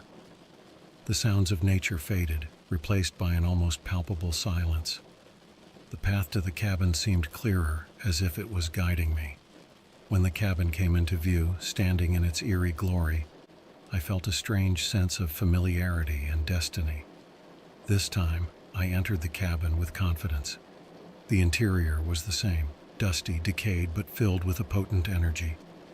I took out the journal, flipping to the final entry. It detailed a ritual that promised to reveal the cabin's true purpose. I gathered the items I had brought, setting up a small altar in the center of the main room. Following the journal's instructions, I placed a mirror, a small bowl of water, and the quartz from my previous visit on the altar. The incantation was longer, more complex, but I felt a strange familiarity with the words. As I spoke, the air around me seemed to thrum with energy, and the shadows on the walls began to shift and dance. A low hum filled the cabin, growing louder with each word. The mirror on the altar began to glow, reflecting not my image, but a swirling vortex of light and shadow. I felt a pull, a compulsion to look deeper into the mirror. As I did, the world around me blurred, and I was once again transported to that otherworldly realm. The ethereal forest greeted me, more vivid and alive than before. The spirits, once faint and whispering, now stood clearly before me, their faces solemn and knowing.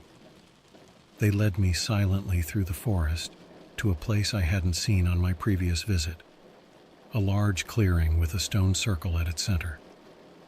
In the middle of the circle stood an ancient oak tree, its branches stretching out like skeletal fingers. The spirits gestured for me to approach. As I did, I felt a powerful energy emanating from the tree. The air around it shimmered, and I could hear faint melodic whispers. I placed my hands on the tree's rough bark, and a surge of images flooded my mind. Glimpses of the cabin's history, the people who had stumbled upon it, and the spirits who now lingered between worlds. The tree was the anchor, the heart of the cabin's power, connecting our world to the supernatural realm. Suddenly, a voice, clear and resonant, spoke in my mind. It was the spirit of the journal's author, guiding me to the truth. The cabin, it explained, was a guardian of knowledge, a protector of ancient secrets. Those who found it were chosen, not by chance, but because they possessed the curiosity and determination to uncover the truth. The spirit revealed that the cabin could only be found by those who were open to its call, and that it moved through time and space, appearing to those it deemed worthy. It was both a test and a gift, offering a glimpse into the mysteries of the universe. As the vision faded, I felt a profound sense of understanding and peace. The spirits around me bowed their heads, acknowledging my newfound knowledge. I knew then that my journey with the cabin was far from over, but I had taken the first steps toward unlocking its secrets. I stepped back through the vortex, finding myself once again in the cabin's main room. The air was still, and the oppressive energy had lifted, replaced by a serene calm. I knew the cabin had accepted me, sharing its purpose and welcoming me into its fold. As I left the forest and drove home, I felt a deep sense of fulfillment. The cabin's mystery was no longer a haunting obsession, but a guiding light leading me toward a greater understanding of the world and the unseen forces that shaped it. In the days that followed, I shared my experiences with Mystic Seeker and other paranormal enthusiasts who listened with rapt attention. The cabin, with its haunting presence and untold secrets, had become a part of my life's journey, a constant reminder of the mysteries that lay just beyond the veil of our understanding. And though I knew the cabin might appear to me again, I felt no fear, only anticipation. For now I was ready, prepared to delve deeper into the unknown, guided by the whispers of the spirits and the ancient knowledge they guarded.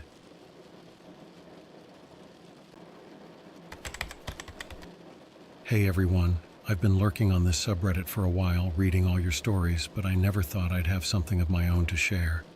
This happened a few weeks ago, and I still can't wrap my head around it. I need to get this out there, see what you all think. So a little background first. I live in a small town in the Midwest. It's pretty uneventful here, quiet, lots of farmland, and not much happens that makes the news. I've always been a bit of a tech nerd, and I spend a lot of time online. Sometimes I even venture into the darker corners of the internet. I know, it's not the safest thing to do, but curiosity gets the better of me. One night, I was browsing through a forum on the dark web, one of those conspiracy theory boards. Most of the stuff there is just noise, but occasionally you find something that makes you think twice. That's when I stumbled upon a thread about crop circles. You know, those weird patterns that show up in fields and everyone blames on aliens. This thread had a series of photos that were supposedly leaked from some government database. They were dated about a month ago and taken from a nearby village, just a short drive from where I live. The photos were eerie, perfectly symmetrical circles and patterns, way too precise to be made by pranksters. There were some close-ups too, broken stalks of wheat, burnt edges, and even some weird, almost metallic residue on the ground. What caught my eye the most was the location. It was a village I knew well.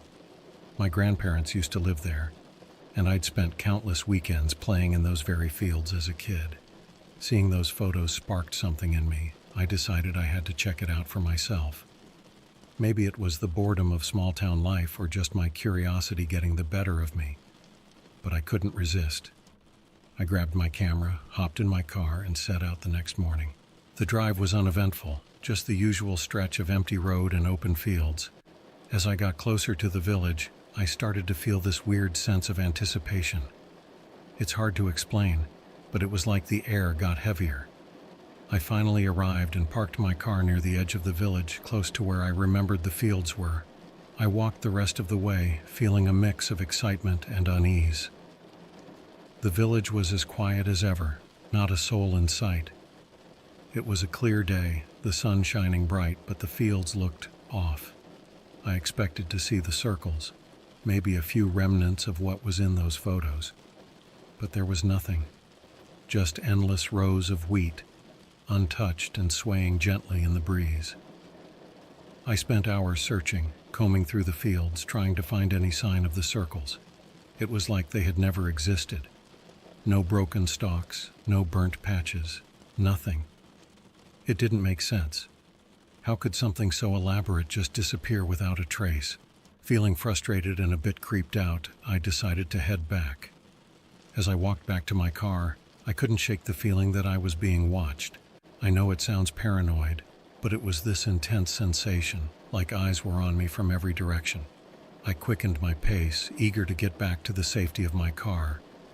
When I finally got back, I noticed something that sent a shiver down my spine. There were fresh tire tracks in the dirt, right next to where I had parked. They weren't there when I arrived, and I hadn't seen another car the entire time I was there. Someone had been here, watching me.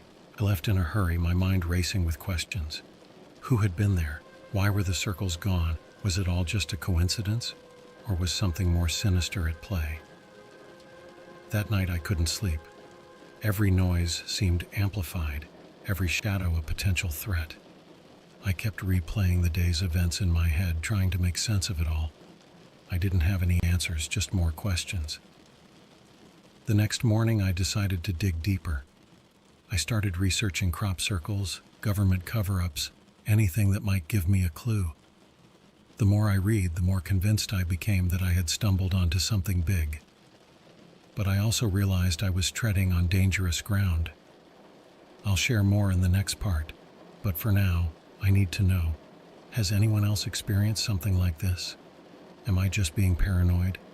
Or is there something more to these crop circles than we know? Stay safe, everyone, and keep your eyes open.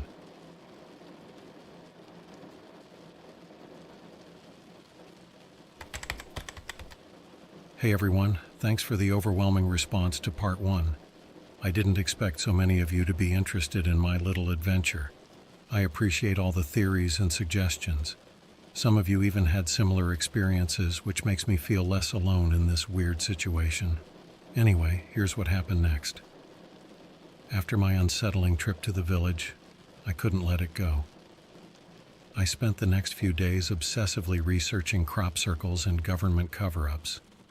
The internet is full of theories, everything from pranksters to elaborate hoaxes and, of course, extraterrestrial activity. But none of these explanations felt right, especially considering the sheer precision and the strange residue in the photos I found. One night, I decided to go back to the dark web forum where I first found the photos. I wanted to see if there were any updates or additional information. To my surprise, the entire thread had been deleted. Not just the photos, but the whole discussion. It was like it had never existed. This only fueled my curiosity. Someone didn't want this information out there, and that made me even more determined to uncover the truth. I reached out to a few users on the forum who had commented on the original post. Most of them didn't respond, but one user, who went by the handle Deep Digger, finally got back to me. He claimed to have more information about the crop circles and agreed to chat privately. Our conversation was enlightening, to say the least. Deep Digger told me that the crop circles I saw in the photos weren't just random patterns. According to him, they were a form of communication, messages left by an advanced intelligence. He had been tracking these circles for years and believed they were trying to warn us about something. He wouldn't say much more over chat, but he hinted at having physical evidence that could prove his theories. Naturally, I was skeptical. This all sounded a bit too X-Files for me, but my curiosity was piqued. I asked him if we could meet in person, and after some convincing, he agreed. We decided to meet at a diner in a neighboring town, far enough from where I lived to feel safe but close enough to be convenient. The day of the meeting, I was a bundle of nerves. I kept thinking about those tire tracks and the feeling of being watched. What if this was a trap? But my need for answers outweighed my fear, so I went through with it. I arrived at the diner early, choosing a booth near the back where I could see everyone coming and going. I ordered a coffee and waited, my eyes darting to the door every time it opened. Finally, a man walked in who matched Deep Digger's description. A tall, thin guy with glasses and a nervous demeanor. He spotted me and walked over, sliding into the booth across from me. He was jittery, constantly looking around like he expected someone to jump out at him. After some small talk, he pulled out a small, worn notebook and a USB drive from his bag. The notebook was filled with sketches and notes about various crop circles, while the USB drive supposedly contained high-resolution images and documents he had collected over the years.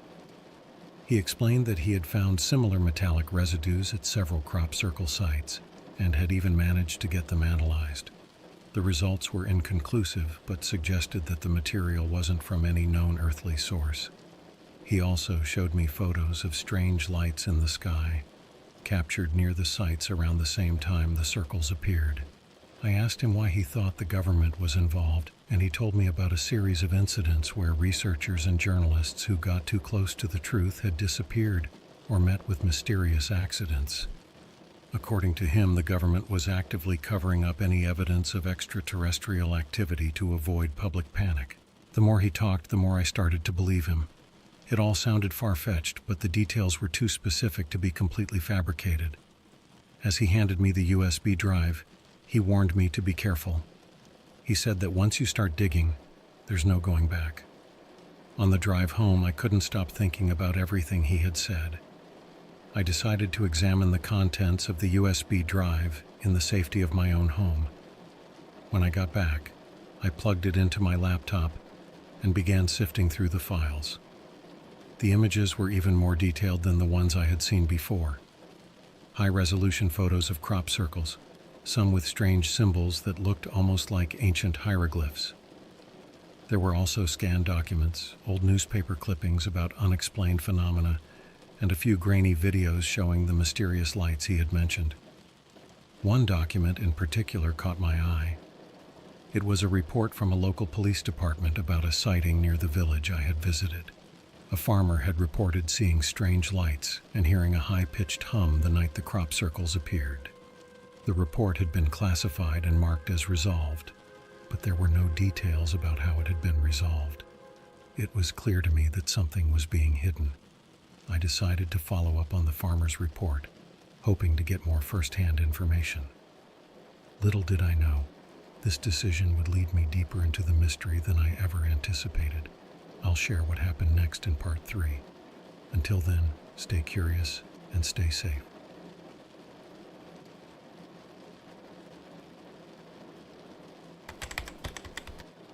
Hey everyone, thanks again for all your feedback and support.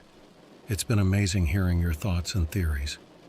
Here's what happened after I got that USB drive from Deep Digger. After spending hours poring over the files, I decided my next step was to track down the farmer mentioned in the police report. If anyone could provide more context, it would be him. The report was from a few years back, so I hoped he still lived in the same place. The next day I set out early in the morning. The address from the police report led me to a small farmhouse on the outskirts of the village.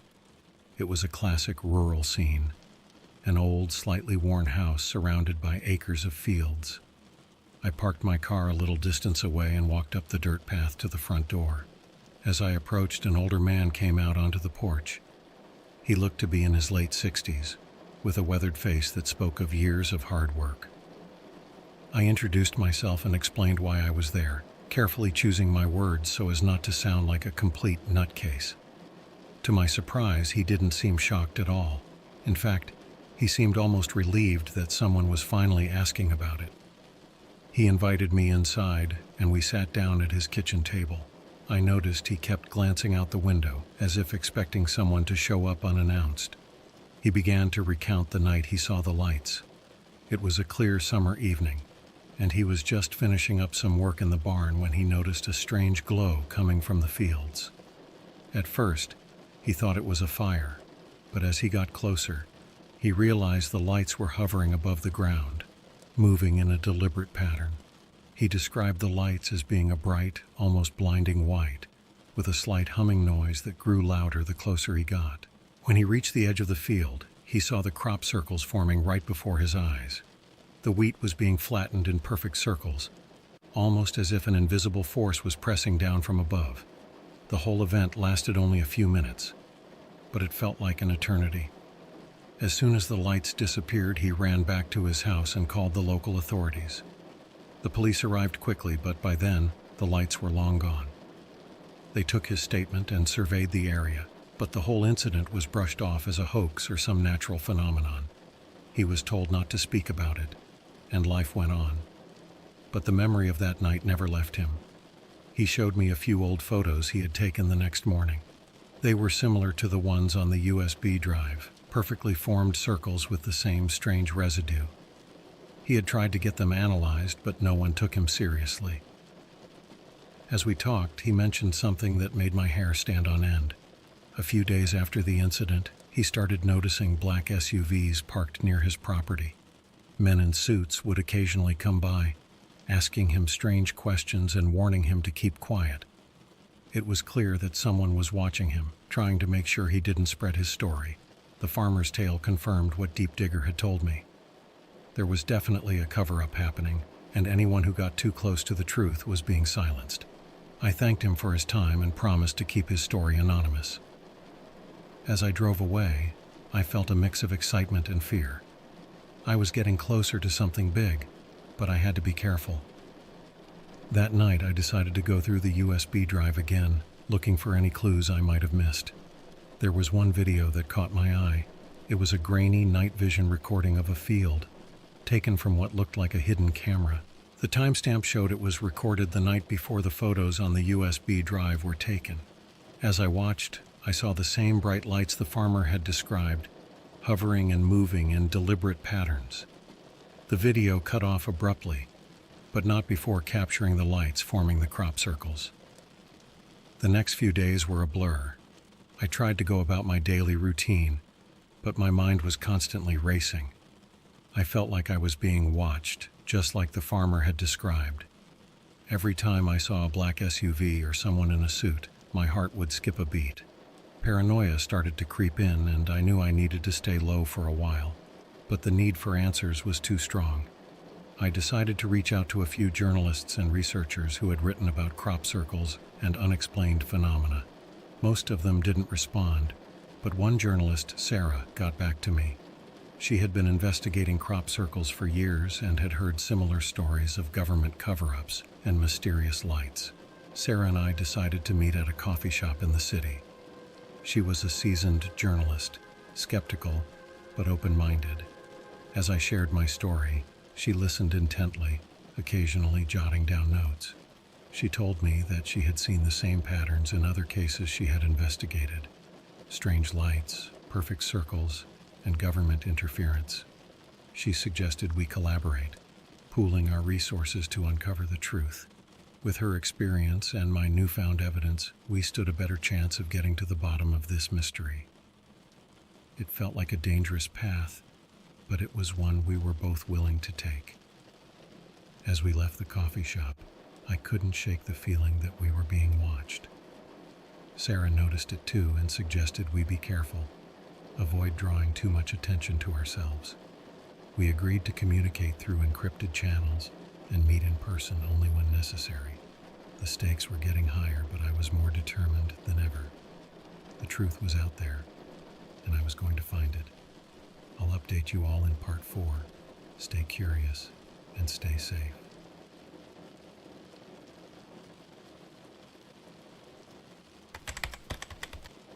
Hey everyone, thanks for sticking with me through this journey. The more I dig, the stranger things get. Here's what happened next. After meeting with Sarah, we decided our first step was to analyze the metallic residue from the crop circles. She had a contact, a chemist named Dr. Ellis, who specialized in materials science and had access to high-end lab equipment. We sent a sample of the residue to him, along with some of the high-resolution photos from the USB drive. While we waited for the analysis, Sarah and I continued our investigation. We wanted to find more witnesses, people who had seen the lights or experienced strange events around crop circle sites. Sarah suggested we visit a few well-known locations to see if we could find any patterns or similarities. Our first stop was a small town about 2 hours away, where a famous crop circle had appeared a few years back. We met with a local historian who had documented the event. He showed us detailed sketches and photographs, noting that the circles had the same geometric precision and strange residue as the ones near my hometown. He also mentioned something that sent chills down my spine. Just like the farmer, he had noticed black SUVs and men in suits around the time the crop circle appeared. They had asked questions and taken samples, but never revealed their identity. It was clear that this phenomenon wasn't isolated. There was a nationwide, maybe even global pattern of unexplained crop circles and subsequent cover-ups. Armed with this information, Sarah and I decided to dig deeper into government archives and declassified documents.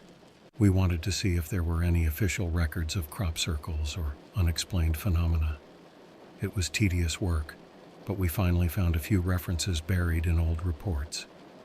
Most were heavily redacted, but we managed to piece together a timeline of incidents stretching back decades.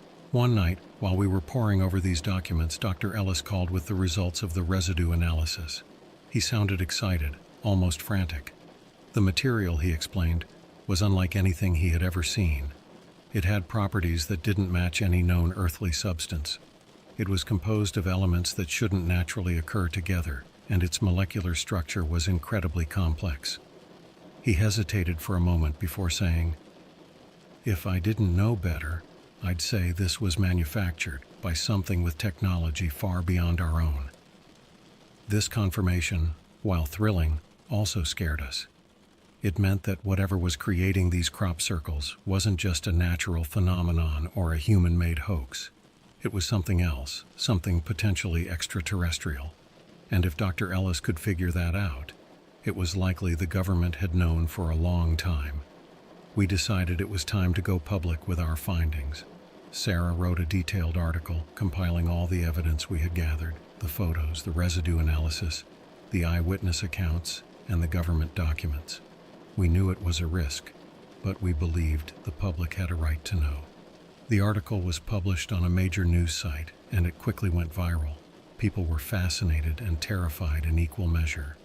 The comments section was flooded with personal stories of strange lights and crop circles, adding more weight to our investigation. but with the attention came consequences. A few days after the article was published, Sarah and I noticed we were being followed. Black SUVs were a constant presence, parked near our homes, trailing us when we drove. Our phones started acting strange, calls dropping, weird interference, and occasionally, a voice on the other end that wasn't the person we had called. One evening I found a note slipped under my door. It was typed and unsigned, but the message was clear. "Stop your investigation. This is your final warning." I called Sarah immediately, and she had received an identical note. We were rattled, but our determination only grew stronger. We decided to go off the grid for a while, using burner phones and meeting in person only when absolutely necessary. We continued to collect more evidence, talking to more witnesses and gathering more documents. The turning point came when a former government employee who wished to remain anonymous reached out to us. He claimed to have inside information about a secret program dedicated to monitoring and covering up extraterrestrial activity. He provided us with more documents, some of which detailed covert operations to suppress information about crop circles and other unexplained phenomena. It was the final piece of the puzzle. We now had enough evidence to prove that not only were the crop circles real, but there was also a deliberate effort to hide the truth from the public. We decided to hold a press conference, inviting journalists from around the world to reveal our findings. The day of the press conference was tense. We knew we were taking a huge risk, but we were determined to expose the truth. As we presented our evidence, there was a mix of shock, disbelief, and, for some, validation of their own experiences. The press conference made headlines worldwide, and the public outcry was immense. People demanded answers from their governments, and investigations were launched. While we didn't have all the answers, we had succeeded in bringing the truth to light. Sarah and I knew our lives would never be the same. We had lifted the veil on a global cover-up, but we had also made powerful enemies. We continued to work from the shadows, always looking over our shoulders but driven by the belief that the truth was worth the risk. I'll share more in the final part. Stay curious, stay safe, and remember, we're not alone.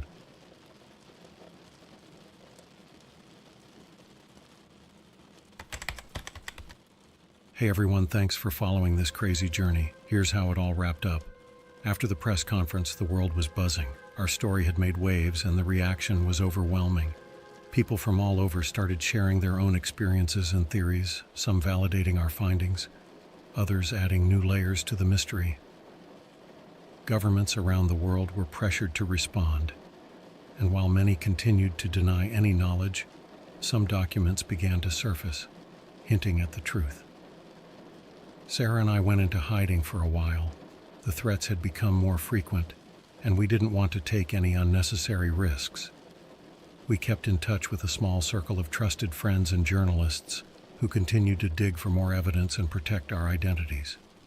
One of the most surprising developments came from an unexpected source, a retired military officer who had seen our press conference and felt compelled to come forward.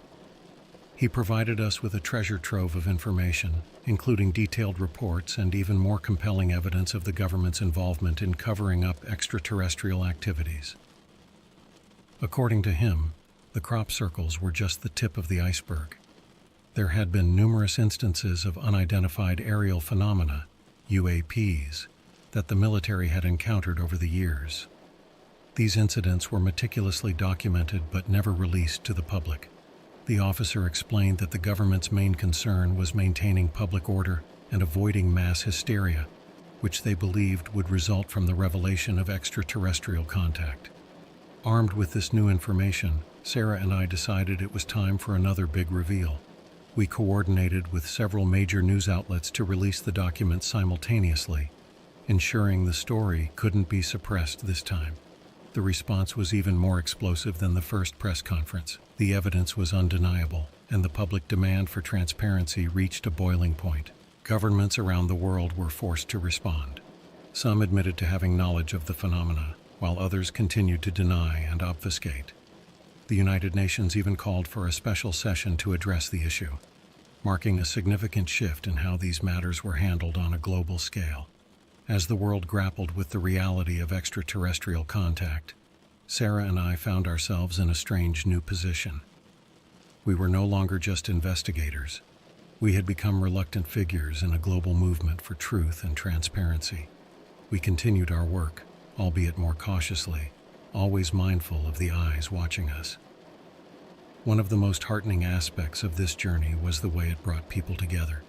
Researchers, scientists, journalists, and ordinary citizens all joined forces to seek the truth.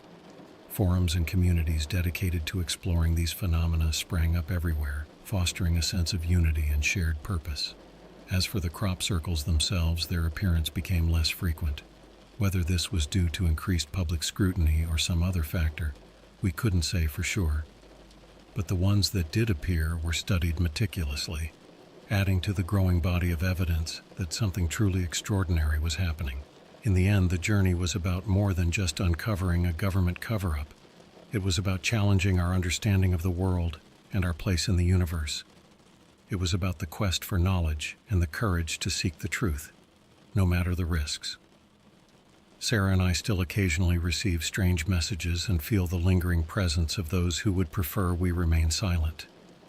But we also receive messages of support and gratitude from people all over the world who feel empowered to ask questions and seek answers.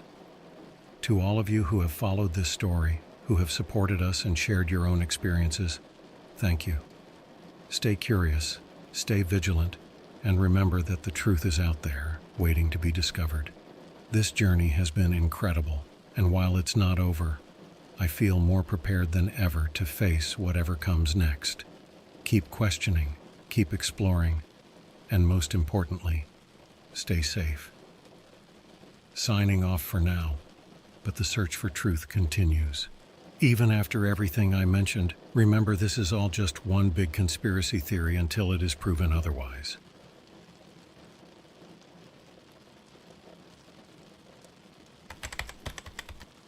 I've always been a skeptic. Ghosts, spirits, hauntings, all that stuff seemed like fairy tales to me. I mean, come on, we live in a world where science explains almost everything, right? But there was this nagging itch at the back of my mind, a curiosity that wouldn't let go. So, one night after a few too many drinks and a deep dive into the darkest corners of the internet, I found myself on the dark web, and that's when I stumbled upon something that piqued my interest. A listing for a paranormal investigator. The guy's profile was bizarre. He went by the name Spectre Catcher, and his page was filled with eerie pictures and testimonials that seemed straight out of a horror movie. Claims of vanishing spirits, photos of supposed ghosts, and even a video of an exorcism. It all looked so fake, but the idea of hiring him to investigate my perfectly normal house sounded hilarious. I didn't believe in ghosts, but the thought of having this creepy dude come over and do his whole act was too entertaining to pass up. Plus, he accepted payment in Bitcoin, which made the whole transaction feel even more illicit and thrilling.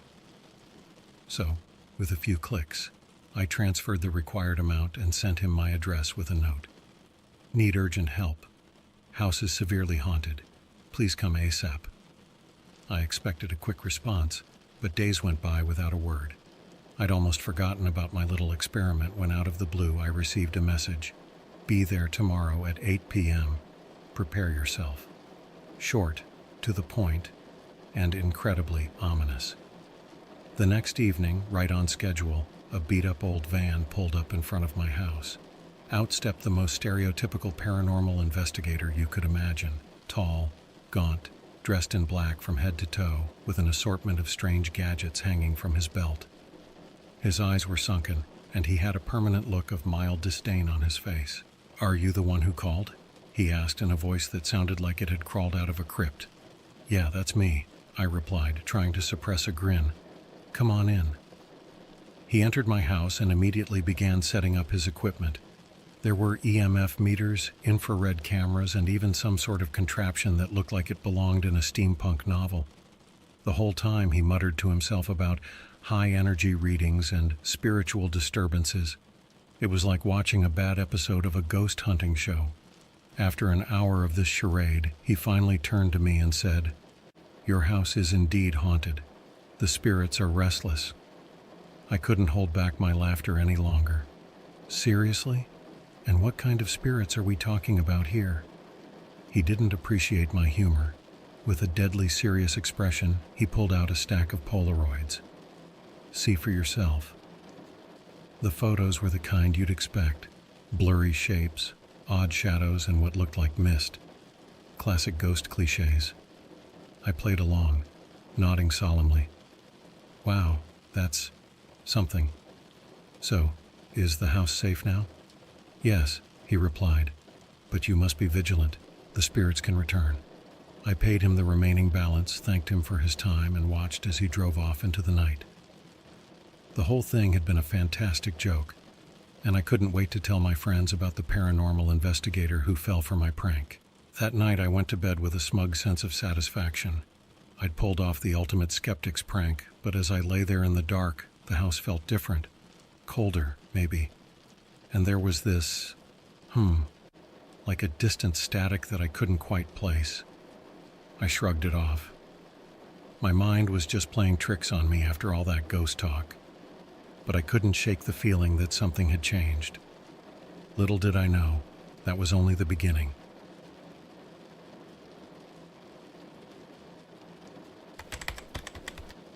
The next morning, everything seemed normal. Sunlight filtered through the curtains, the birds were chirping outside, and the house was as quiet as it always was. I went about my day, half expecting to find something amiss, but everything was perfectly in place. The events of the previous night began to feel like a distant memory, a prank well played, and life returned to its usual routine. That evening, as I settled in to watch some TV, a strange feeling crept over me. It was that unsettling sensation you get when you think someone is watching you, even though you're alone. I shook it off and turned up the volume, but the feeling persisted, making the hairs on the back of my neck stand on end. Then, around midnight, it happened. I was lying in bed scrolling through my phone when I heard a loud thud from the living room. My heart jumped into my throat. I tried to rationalize it. Maybe something fell off a shelf, or perhaps it was just the house settling, but then another noise followed, this time a sharp scraping sound, like fingernails on a chalkboard. Reluctantly, I got up to investigate. The living room was dark, shadows dancing on the walls from the streetlights outside. I flicked on the light, expecting to see something out of place, but everything was exactly where it should be. Just as I was about to turn around, I noticed it. The picture frame on the mantelpiece was tilted at an odd angle. I straightened it, dismissing it as the cause of the noise, and headed back to bed. As I walked down the hallway, the door to my study creaked open. I froze. That door had been closed. I was sure of it. My pulse quickened as I reached out to close it, and just as my fingers touched the wood, it slammed shut with a force that shook the house. I stumbled back, a cold sweat breaking out on my forehead.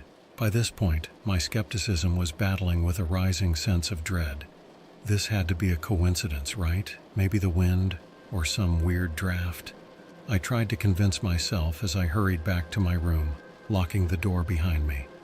I crawled under the covers, heart pounding, and tried to sleep. Sleep did not come easily. I tossed and turned, my mind replaying the events over and over.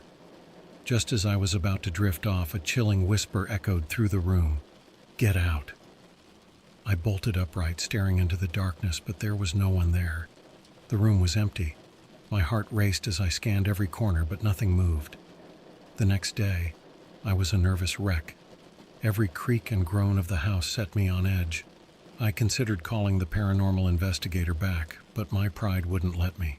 Admitting that I was scared would mean acknowledging that something was actually happening, and I wasn't ready for that. That night things escalated. As I was preparing for bed, the lights flickered. I brushed it off as a power surge, but then my phone started acting up, glitching and displaying random static. I set it down and tried to ignore it, but the sense of unease grew stronger. I decided to sleep with the lights on. As I lay there staring at the ceiling, I heard it again, a soft, mournful wail, like a distant cry for help. It seemed to come from everywhere and nowhere at once. I covered my ears, trying to block it out, but the sound seemed to seep into my very bones. Suddenly, the temperature in the room plummeted. I could see my breath in the air, a fine mist in the glow of the lamp. Then, the covers were yanked off the bed, as if by invisible hands. I sat up, my heart hammering in my chest, and saw the bedroom door slowly creak open, revealing nothing but darkness beyond. A shape moved in the shadows, a faint outline barely discernible. I blinked, and it was gone. But the terror remained, wrapping around me like a cold, suffocating blanket. I spent the rest of the night sitting upright, too scared to move, too afraid to close my eyes. Morning brought no relief. Exhausted and on edge, I knew I had to do something. The rational part of my brain was losing ground to the growing fear. Something was happening in my house, something I couldn't explain or control, and I had a sinking feeling that it was only going to get worse.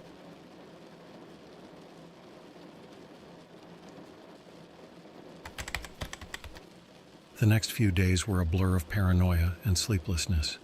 I couldn't shake the feeling that something was constantly watching me, following me around the house. Every time I thought I'd found a rational explanation, something new and inexplicable would happen, plunging me back into fear. On the fourth night after the paranormal investigator's visit, I was sitting in the living room, trying to distract myself with a movie. The atmosphere in the house felt heavy, like the air itself was charged with tension. Suddenly, the temperature dropped again and a chill ran down my spine. Out of nowhere, the television switched off. I grabbed the remote, pressing buttons frantically, but it wouldn't turn back on. The room was plunged into darkness. Then the flickering began. The lights in the house started to blink erratically, casting eerie shadows that danced on the walls.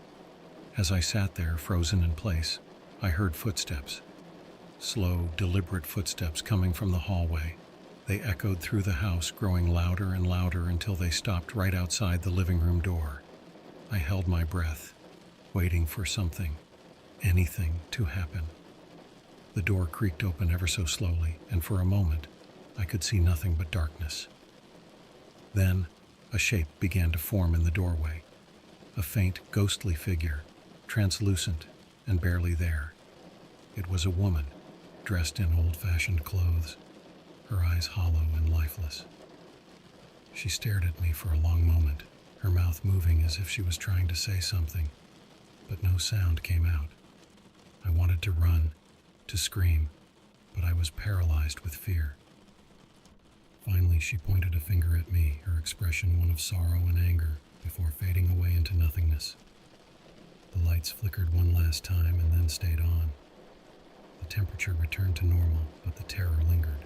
The next morning, I decided to do some research. I needed to know what was happening in my house. I spent hours combing through old records and online forums, trying to find any hint of a haunting or a tragedy connected to my home. After what felt like an eternity, I stumbled upon a news article from the early 1900s.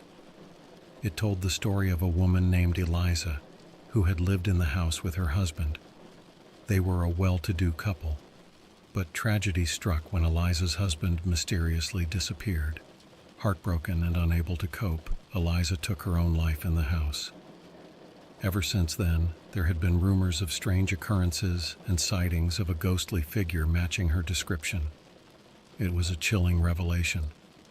Had I somehow awakened her spirit by bringing that investigator into my home? Or was it something else entirely? I had no answers, only more questions.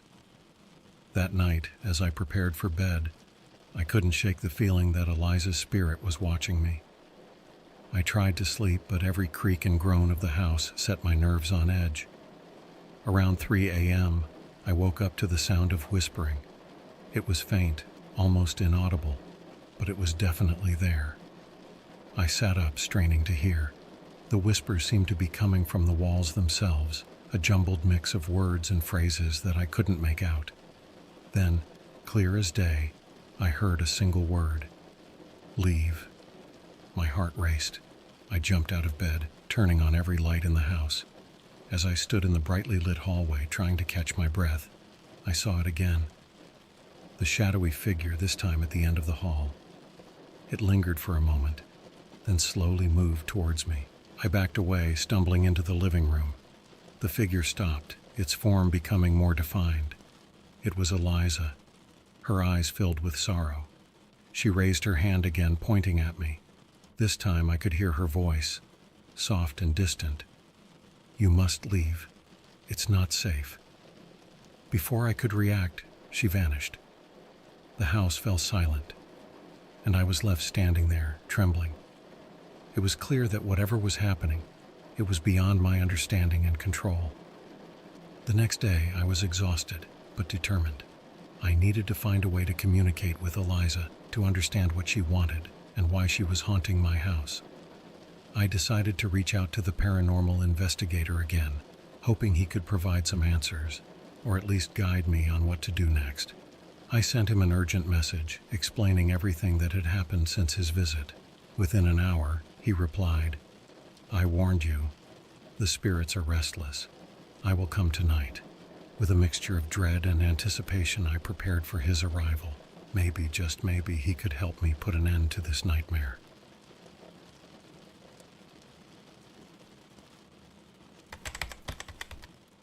By the time evening rolled around, I was a bundle of nerves. The hours seemed to drag on, each minute a test of my fraying sanity. I kept glancing at the clock, counting down to the paranormal investigator's promised arrival. Just as the clock struck 8 p.m., there was a knock at the door. I opened it to find him standing there, his expression as grim as ever. Without a word, he stepped inside, his eyes scanning the house with a look of deep concentration. He carried a small black case, which he set down on the living room table. "I sensed it the moment I arrived," he said, his voice low and somber. "The spirit is strong here. You've awakened something powerful." I couldn't hide my skepticism entirely, but the events of the past few nights had shaken me to my core. "So, what do we do?" I asked, trying to keep my voice steady. "We must communicate with the spirit and understand its intentions," he replied, opening his case to reveal an array of strange tools, candles, crystals, and what looked like an antique radio. "But first, we need to cleanse the space." He began by lighting the candles and placing them in a circle around the room. The flickering flames cast long shadows on the walls, adding to the eerie atmosphere. Next, he sprinkled some sort of powder in the air, muttering an incantation under his breath. "Sit in the center of the circle," he instructed. "Focus on the spirit. Open your mind and let it speak to you." I felt ridiculous, but I complied. As I sat there, trying to clear my mind, the room grew colder. The air felt heavy, pressing down on me from all sides. The investigator switched on the old radio-like device, and it began to emit a low, static hum. For a long moment, nothing happened. I was about to voice my doubts when the static changed. Words started to emerge, faint and broken at first, then clearer. It was Eliza's voice. "Why are you here?" the investigator asked, his eyes closed in concentration. There was a long pause, then Eliza's voice came through. "I'm trapped." A chill ran down my spine. The investigator continued. "What do you want?" "Peace," came the sorrowful reply. "But he won't let me." "Who?" I asked, unable to stay silent any longer. "Who won't let you?" The static crackled, and Eliza's voice grew fainter. "The darkness. It holds me." The investigator opened his eyes, his expression grim. "There is more here than just a restless spirit.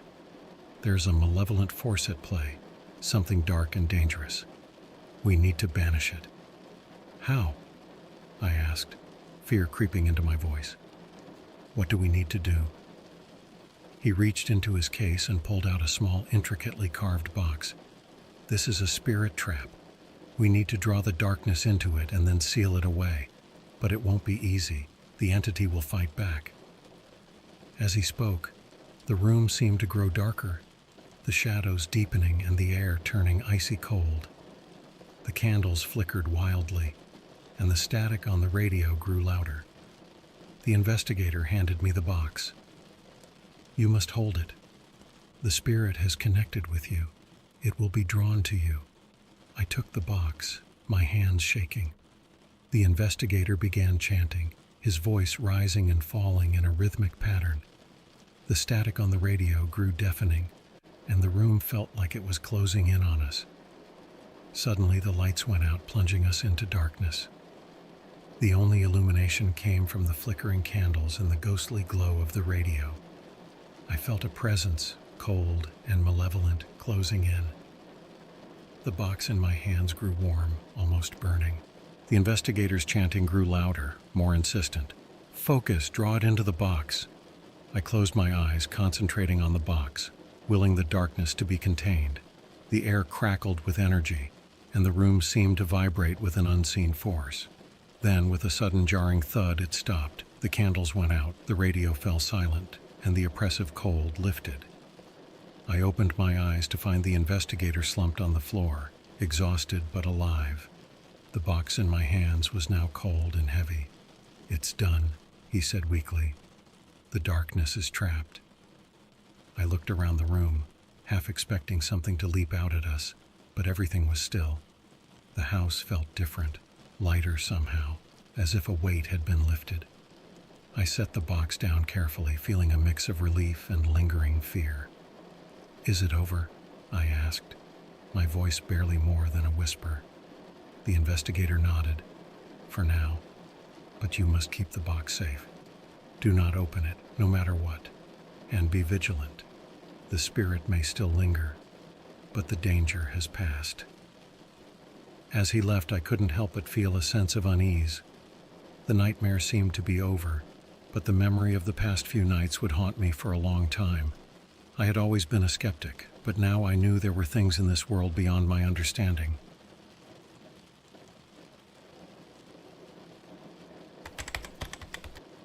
After the paranormal investigator left, the house was eerily quiet. The sense of relief was palpable, but I couldn't shake the feeling that something still lingered. I kept the box securely locked away in a drawer, as he had instructed, and went about my life trying to reclaim some sense of normalcy. The first few nights were uneventful. No strange noises, no cold spots, no ghostly apparitions. It was as if the house had finally returned to its peaceful state. Yet, I couldn't fully relax. Every time I walked past the drawer where the box was hidden, a shiver ran down my spine. One evening, as I was cooking dinner, I heard a faint knock at the front door. I opened it to find an elderly woman standing there. She introduced herself as Mrs. Thompson, a neighbor from down the street.